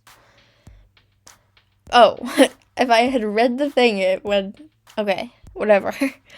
Maybe science can't explain Polybius in the end, but it's a tough sell, completely passing it off as plausible using only 1980X microchips. Oh, the stories I can tell of the house I grew up in. Locked doors opening by themselves, flickering lights, and even full-body apparitions. I've seen it all.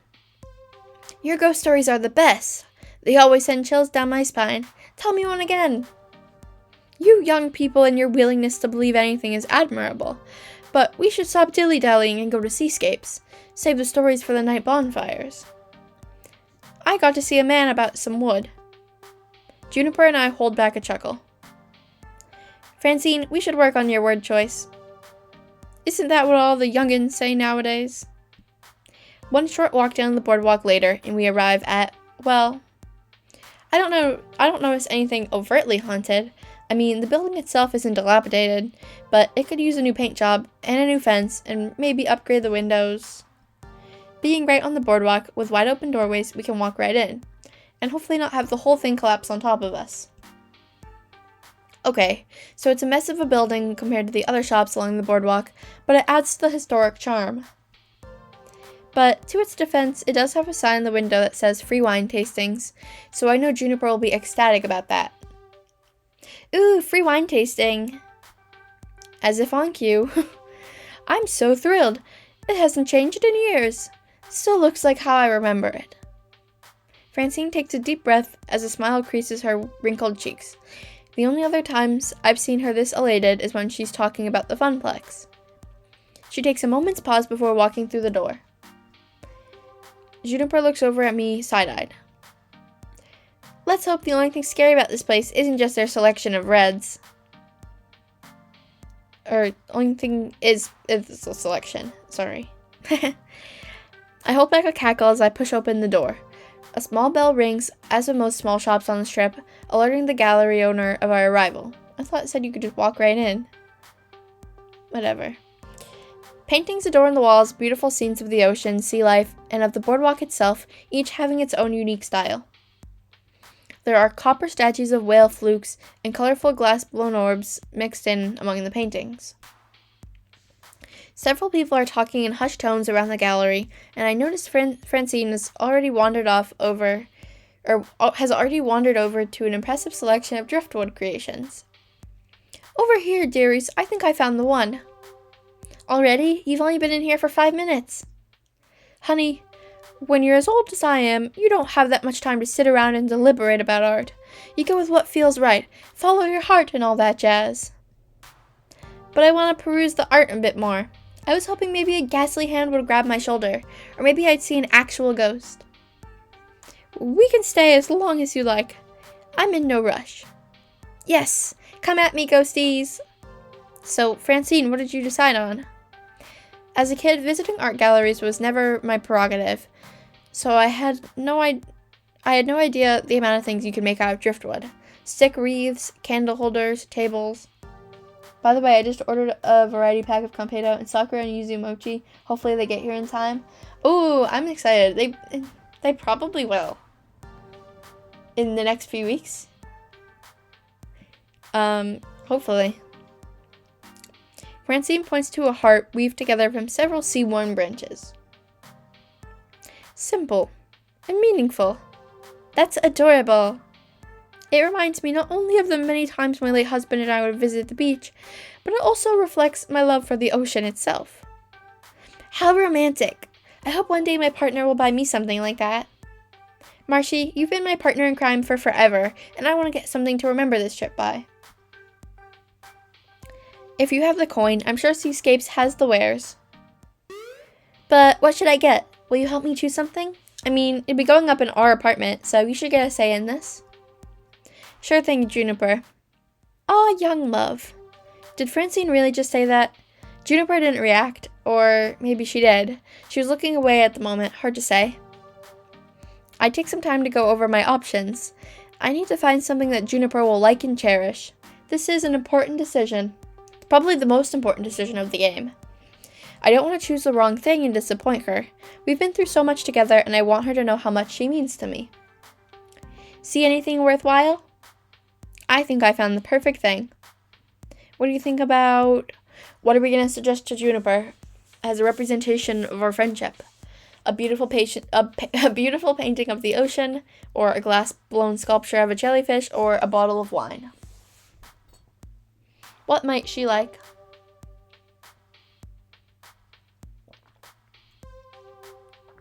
Jellyfish? I like the enthusiasm on that one. This is cute and peculiar enough, just like Juniper's tastes. She's sure to find satisfaction in this. I don't think you're ready for this jellyfish. Haha, really? Juniper laughs, but then realizing I was serious, quiets down quickly. Oh, I mean, it's really adorable. Jellyfish are so weird. Just stomachs, tentacles, and gonads. Isn't that all you need in life?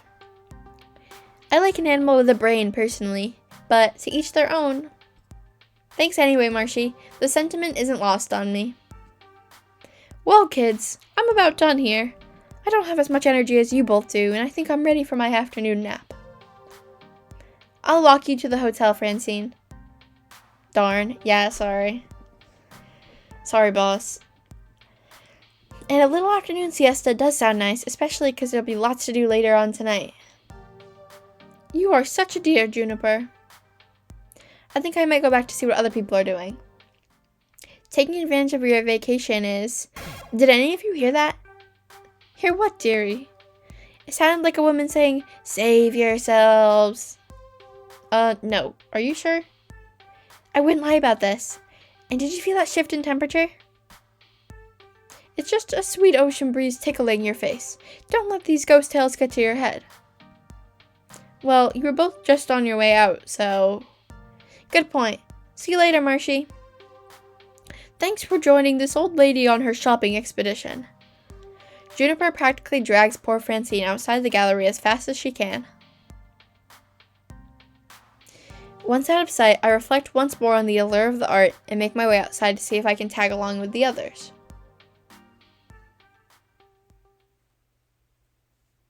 And it's evening. Wow, what a pretty scenery. What is that guy doing there? The rest of the afternoon passes in a blur. Soon the sun has gone down and Flotsam Beach is a calmer place. A more chill vibe as the day's manic energy is long since spent. It's also clear the group will be breaking up soon. They've already changed back to their regular clothes, done with the beach as a whole. Some are talking about checking out the nightlife scene around here, some just want to relax in their hotel rooms, some are simply heading back to the city. Leaving me alone for a moment with my thoughts. It's been a wonderful day, definitely. There's only one thing that can improve it. A risk, a daydream, but maybe one worth taking. I happen to know a few things about dreams lately. Beep beep, Marshy. Yeah, I know. You want me to ask someone on a date? Only if you want to. I knew I was kind of pushy earlier, I'm sorry. But if you want this, now is the moment. Everything in my calculation says this is the perfect time. I've got a lot going for me, but maybe something's still missing. something more that I need from life than the warmth of friendship alone. More importantly, maybe one of them feels the same way. Maybe they feel the same yearning. Romance, love, I'm no stranger to these things, but those were fumbling first attempts in youth. I could fumble again. Am I ready for this? I'm still considering. How about I run down the data while you're thinking? Let's see. Okay, after my analysis, here's where you stand with everybody and how your personality is shaping up. But now that I've had weeks to understand you better, I think I can adjust these values based on what I know each of them likes in a partner. Naomi has a kind heart, and so do you. That's a plus. Gavin may be blunt, but he aspires to be kind. And you're already kindly. Queen Bee's got a wicked sense of humor, and your quirky nature matches it. Percy carries himself with good cheer and a kind heart. He's a terrific match for your own quirky and kindly heart. Uh-oh. Now they're matching again. Teo lives to have fun. I'm sure both of you quirky funsters would get along well. Wow, we have one trait with everyone. But I think it's because we have a lot of really high things. And that's everybody. In my final analysis, I think you are the best possible match for Gavin, Percy, and Ashley. Now, I don't think Ashley's quite on the same level as the other two. All three would make a fine companion for you, Marshy. Gavin, Percy, and Ashley all get along well with you and match your personality. So, Gavin, Percy, and Ashley? Yes, I calculate you'll have the best probability of success with them. Numbers. All based on numbers. High score. What do we say in this moment in time? This feels weird or mechanical, not sure I like it. Or, what if they're just not into people like me? Or, yeah, okay, let's just run with this. I've come this far. Are we ready to have our, romantic moment? Perhaps it will be successful, perhaps not. How are we feeling? How do we like Iris breaking down who we can date? Yeah. Okay, I assume that means that one. That wasn't really specific. It's weird, but you know what? My life is weird. It's surfing a deep wave of weird all the way to the shores of weirdness. So, okay. Hook me up with someone whose numbers match my numbers. I'm ready to go. Great, but I want to make sure you understand what's really going on here. I'm software, right? I have to see the world through numbers. I see your relationships as numbers, I see your vocal tones as numbers, and I score it all. But the math is less important than the meaning. I see a number, but that number represents your free will and your heart. You chose to spend time with them. You shared good times with smiles and laughter, and sometimes even tears. This isn't like a dating website. You aren't asking a total stranger out just because the numbers match. You need to switch the casual relationship around. I need to ask for a casual relationship? Casual, or causal, as in the cause of. They got me. I wasn't even reading it right. You aren't spending time with them because of the numbers. The numbers exist because you wanted to spend time with them. You've been building these relationships for months. Now you can take one to the next level. The numbers can be your guide if you let them, but follow your heart. Above all else, follow your heart, okay? Okay, got it. Right, so let's not limit ourselves here. Of all those who are special to you, which one do you want to share your heart with? It's a big decision. I don't think it's that big to us. I think we know. But she's right. She's been watching me, listening to me, understanding me. But in the end, it's my choice and their choice to accept my love or not. But which one do I love? Which one should I approach? Prepare your answer. I don't know, because who knows who we could go for. Oh, we really have a lot of options. We have the whole cast. Or no one. You could even pick Juniper. So, chat, who are we going with? Gavin. Okay. If you say so. This came out of nowhere, though. I'll admit this is a bit risky, considering our working relationship, but I have to do it. I have to try. Fortunately, I already told him I was interested, and he seemed amicable. Maybe it'll work out. Gavin. It's Gavin. What, your boss? Technically, Miss Francine's my boss. Gavin's a coworker. I know it's difficult, but he's a mature adult, and I think we can make it work. And you are quite a good match to boot. Okay, I wish you the best of luck, Marshy. Going silent for the evening. Enjoy. I slip my phone back into my pocket, and gathering my resolve, approach him. Was he just like watching this happen? Watching us talk to our phone? Maybe he knew. Maybe he was getting the same calculations. Gavin stays on the outer fringes of the group, aloof and cool, like always. How hard will it be to crack that cool exterior, I wonder? Hey, Gavin, got a moment? How can I help you, Marshy?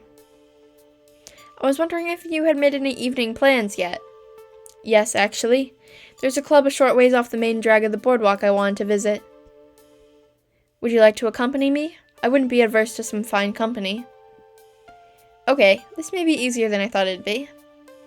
But given the circumstances and Gavin's belief in absolute honesty, I should be upfront about this. I'd love to go out with you, Gavin. Go out with you, I mean. Yes, that's what I see. Taking me up on that offer to have a drink, then? Please say yes, please say yes, please say yes. Yes, I'd love to go out with you on this fine evening. The club? Yes. Yeah, can you imagine Gavin, like, throwing it back? But first, we need to establish some clear expectations concerning our relationship status. Currently we are both employed by the Funplex. This may cause additional difficulties should we find ourselves granting unwarranted favors to each other, or should things turn sour. I wouldn't want to proceed forward unless we have a clear understanding that our work situation and our personal situation should remain entirely distinct and separate. It wouldn't be fair to you, to me, or to our coworkers if we allow our feelings to get in the way of the Funplex itself in any manner. Do we have an accord? ... Okay.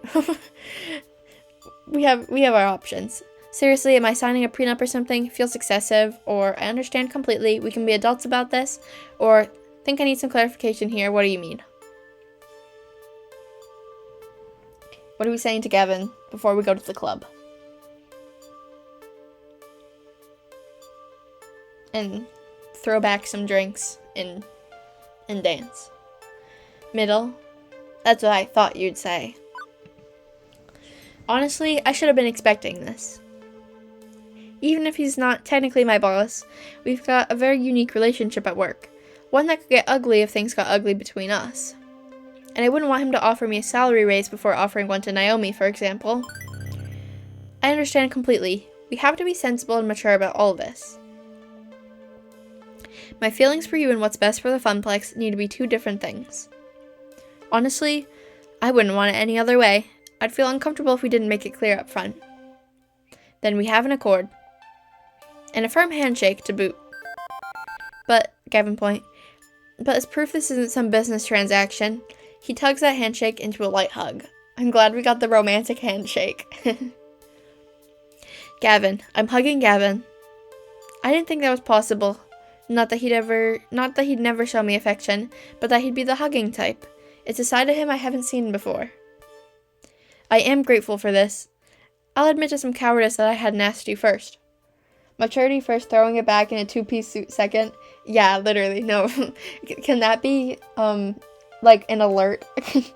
Can we make, Gavin twerking, an alert for, like, new followers or something? That'd be really funny if I could draw that or animate. Anyway. You wanted to go out with me? He releases me after, still smiling. Absolutely. Given our unique circumstances, I didn't feel it would be right for me to make the first move. However, it'd put you in an uncomfortable situation. What are we saying? I'd say I'm in a comfortable situation now, or I'm totally gonna tell Naomi you're a hugger, or nothing awkward about it, I'm glad we're here now. Also, what do you think about what is happening at this moment in time? Happy with a Gavin hug? Or angered? I don't know. Is this everything you wanted it to be so far? Not that we've gotten to the club. Top. And yes. I'm tempted to just leap into his arms for another hug. In fact, that's exactly what I do. I'm perfectly comfortable right where I am, Gavin. I've always felt comfortable around you. Even in the more intense times around the arcade, you've been the steady hand that kept me feeling like things would be okay.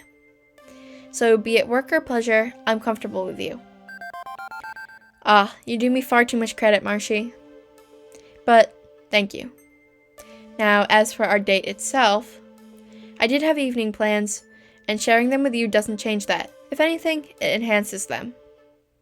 There's a side of me I'd love to share with you, if you're open-minded enough.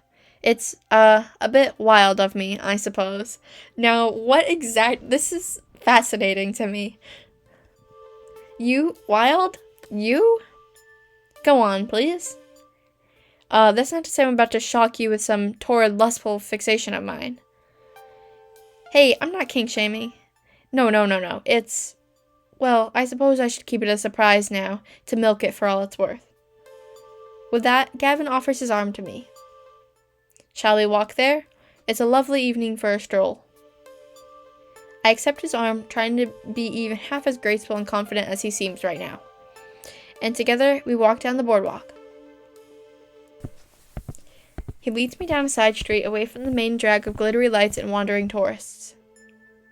Not exactly the wrong side of the tracks. Flotsam's a tourist town through and through, but certainly far from the places I know. Off topic, but my mom got her hand on an air organ, so I'm gonna become a Phantom of the Opera. That sounds so sick. And soon we arrive at... Oh, they have a background for it. Hold on. What do we have? Fancy Drink, Panky Paradise, Arcade Spirits, KLL. I can't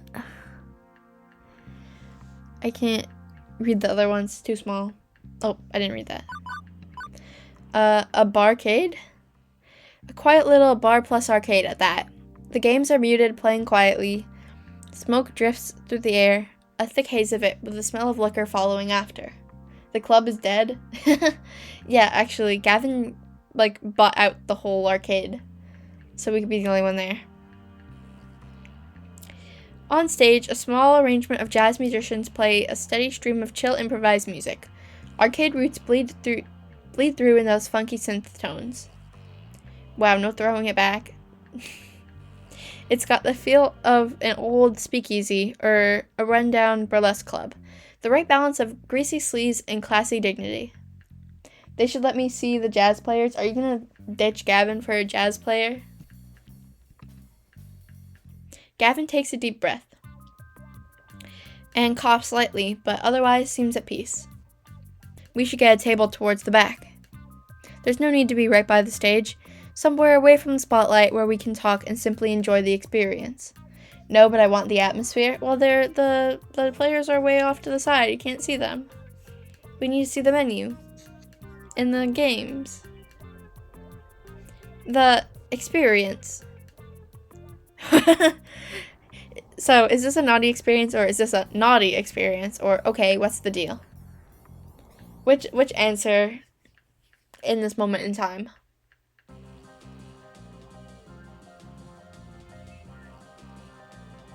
I didn't realize they did, new backgrounds.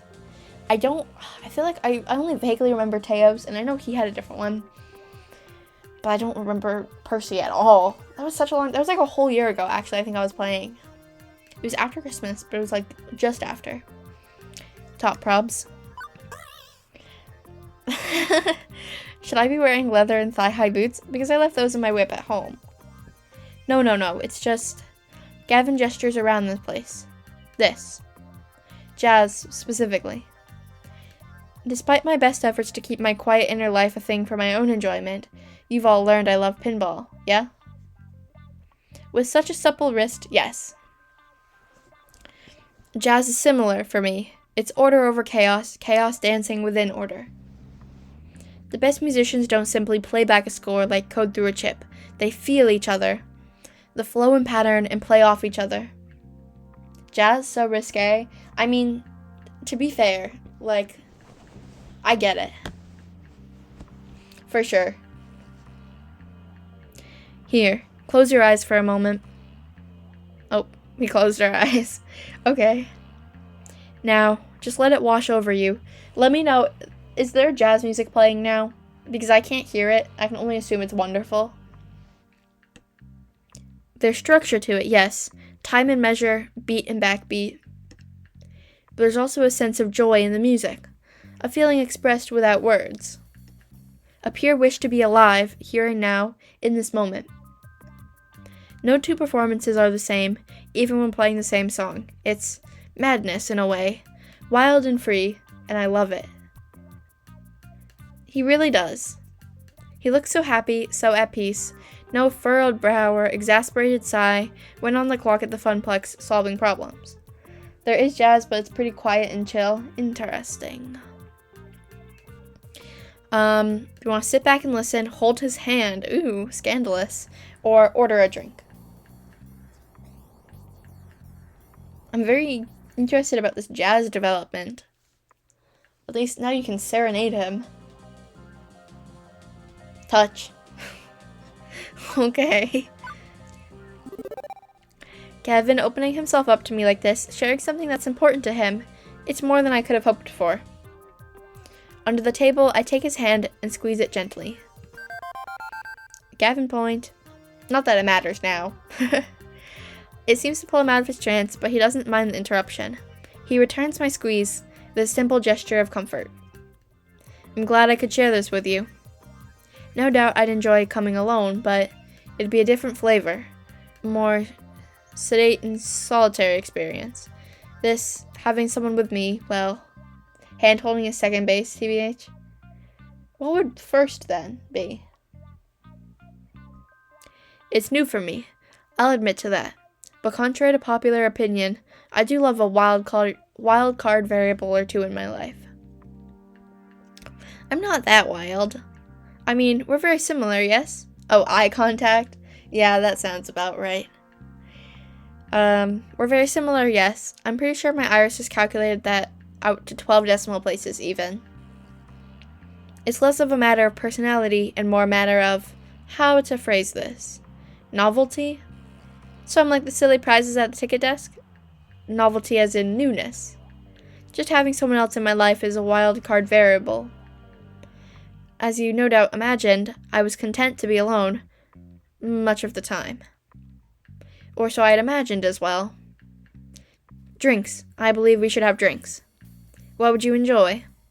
Okay, we've got a lot of options. What do you want? I am a silly prize at the ticket desk. Thank you very much.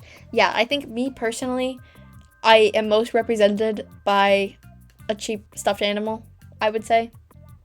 So I think that's an insult. I'm a wine ant. Okay. Some fine wine, perhaps? I have doubts as to the level of fineness, but as you like. I'll return shortly with your drink, my dear. He called us my dear?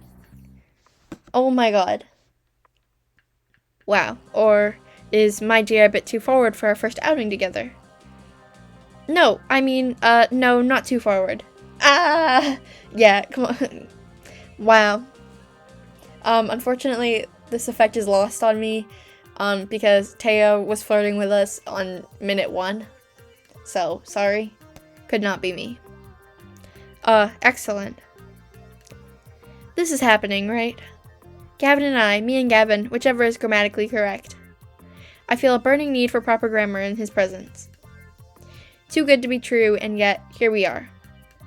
Once upon a time, I'd assumed nothing good could happen to a member of the Mello family. But, well, Mom and Dad loved each other, yeah? I like to work for it. You like a slow burn? I don't have the patience. In games and stuff. I don't know. Even in troubled times, they stuck together. They were shouting over household finances, but not in hate, in very aggressive problem solving. They never considered divorce, not once. We were a family. I was always so focused on my own misery and the way that we always had to settle for what we had, to realize what we had wasn't all bad. Duh, I'm a slow burn glutton. Hurts so good. Yeah, where's your 100k Gavin X reader? I guess it is the game. And here and now I'm with Gavin, living in this one moment like the music that wafts through the barcade. No matter what else happens, we have this together. Marshy? Ah, surprised me there. Sorry, was just a bit deep in thought. Gavin sets down our drinks, settling back in at the table. What about family, I guess? It's a bit early to be thinking about marriage, isn't it? Gavin, do you want to be talking about marriage? Is this what we're doing? Okay. While I am dedicating myself to you in this moment as I prefer to live a life of sincerity, I'm not exactly demanding a proposal 10 minutes into our first date. No, not that. Just how my family held fast despite the storms. How much of that reminds me of you? Ayo. I wish I could say the same of my own family, but you already know about that. Oh right, he told me before how his family were overachievers who refused to acknowledge their own inherited advantages. Not a lot of love lost in that mess. But I do know what you mean. While we have, even just as co-workers, as members of the Funplex, a tightly knit bond. What we've found on this evening is another layer of that bond, a new instrument in the mix to carry my rather belabored jazz metaphor to its breaking point. And while I'll hold true to my bond with everyone in the Funplex, I swear to hold with absolute faith and truth to you. Gavin, it's heavy-handed, I know, but I know no other way to live. So, for as long as you want me by your side, I'll be here, no matter the difficulties or the hardships, and should you want to part ways, you would find me understanding. I know, I'm simply saying, my devotion is conditional on your consent. He reaches out and embraces my hand, fingers intertwined, mine in his. As long as you need me, I will be here. For now, let's just enjoy this evening together. And then, quiet again, save for the flowing music and my own thoughts. What are we thinking? Gavin's way more intense than I was expecting, or this is exactly what I was hoping for, or I'm not sure what to make of all this yet.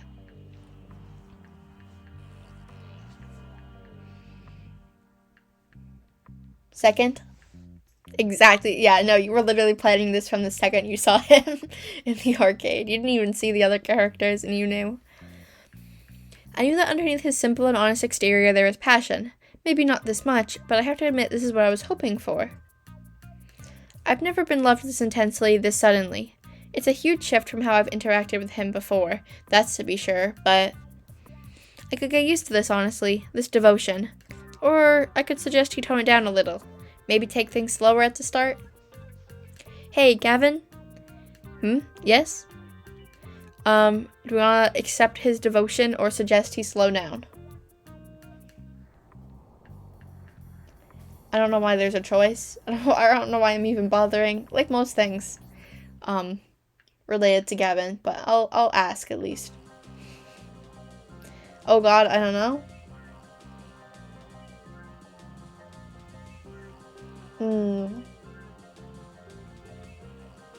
I guess top. Oh. Now there's a dialogue option. Okay. Are you certain you feel this intensely about me? I just want to make sure your heart is clear. Or, so if I asked you to douse yourself in olive oil and feed me grapes while fanning me. Or, I feel the same way. I'll be true to you as you're true to me.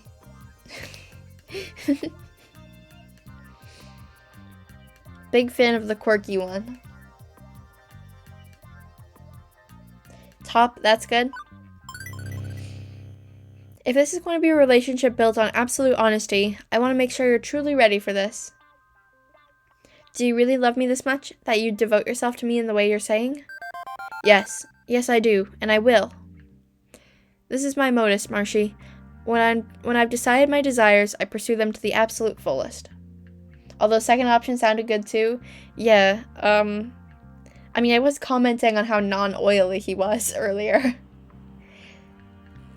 I abandoned my family wealth to become my own man. I embraced the Funplex to protect its dreams, and now I embrace you as a kindred spirit and a partner. I'm incapable of offering anything less than the very best I can manage. Which is not to say I'm infallible. And if I misstep, if I do anything to make you uncomfortable, I want you to tell me. He's trying his best, I give him that. And he's got an earnest desire to see me happy. Okay, I know I can be honest with you. Through honesty, I'm sure we'll both find a comfortable place to inhabit together. Thank you, Marshy. I couldn't ask for more. Thank you. Thank you for this lovely evening, Marshy. Thank you. To be perfectly honest, it's the finest evening I've had in years. As you no doubt can imagine, I don't really get out much. I rarely do anything simply for pleasure. Too costly, too pointless, too wasteful. At most, I'd head out to a club like this maybe once a month. Or perhaps take in a movie, when I couldn't argue myself out of it by saying I should just stream it when it's out later this year, that's cheaper. But having someone to share such pleasures in life with, well, that's a different matter, isn't it? Being in a relationship is the perfect excuse for me to spend more evenings enjoying life, rather than sitting around at home. I'm entertaining for two now, you see. Is he pregnant? I'd hope I'm more than a perfect excuse. Gavin chuckles playfully. I would put emphasis on perfect above excuse in your case, Marshy. And I've no more excuses to avoid life, have I? Not with someone I can share it with. You're pregnant? I can't exactly promise a whirlwind of romance, but I've made my intent clear, my dedication. I can at the very least promise interesting times. A toast then? May we live in interesting times? Hear, hear. We've held hands too hard. And you got him pregnant. Interesting. We softly clink our glasses together, exchanging this vow. Dang, you really are getting married. From there, it's more drinks, more jazz, and more conversation. I grow more and more comfortable as the evening goes on, and we learn more about each other. Get to know each other. That's how babies are made. Oh yeah, you hold hands at a jazz bar. But the hour grows late, and Gavin's a firm believer in a healthy bedtime, so he offers to walk me back to my hotel. And an incessant buzzing in my pocket reminds me of another stop we need to make along the way. What sort of stop?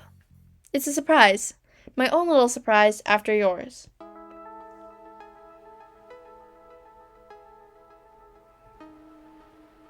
Cute. Iris was right. Except the feet. Ignore the feet. A 99.97% chance of romantic success if you take your special someone on a moonlit seaside stroll.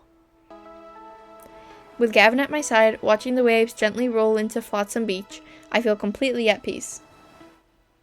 I've never been one for natural wonders, but I will admit that this is absolutely wonderful.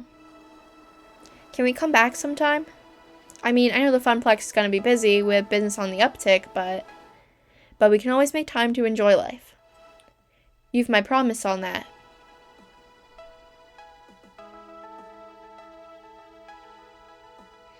And that's how Gavin and I found each other.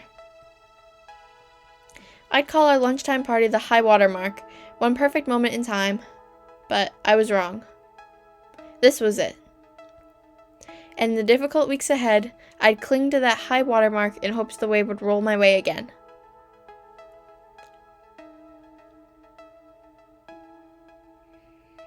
Level 5 of Arcade Spirits completed. Wow, we're kindly and basic. And wow, we have so many Gavin points. It totally destroyed Percy. He's gone. Moments before the ocean washed me away for the third time. Oh, you have no idea what's coming in the next chapter. Oh, pizza fact time. 3 of the top 10 weeks of pizza consumption occur in January. More pizza is consumed during the big game week than any other week of the year. I would love to save my game before proceeding to level 6.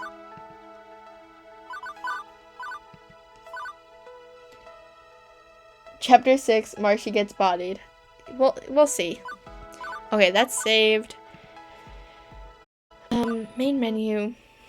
Okay, well, hope you enjoyed that wonderful moment. The wonderful chapter. Maybe you can see why I like it so much. I think you'll probably see after. It's really all just it's not great from here.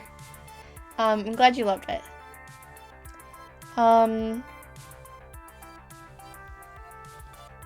Well, I think this is a perfect length for the stream, so I think I will be ending it.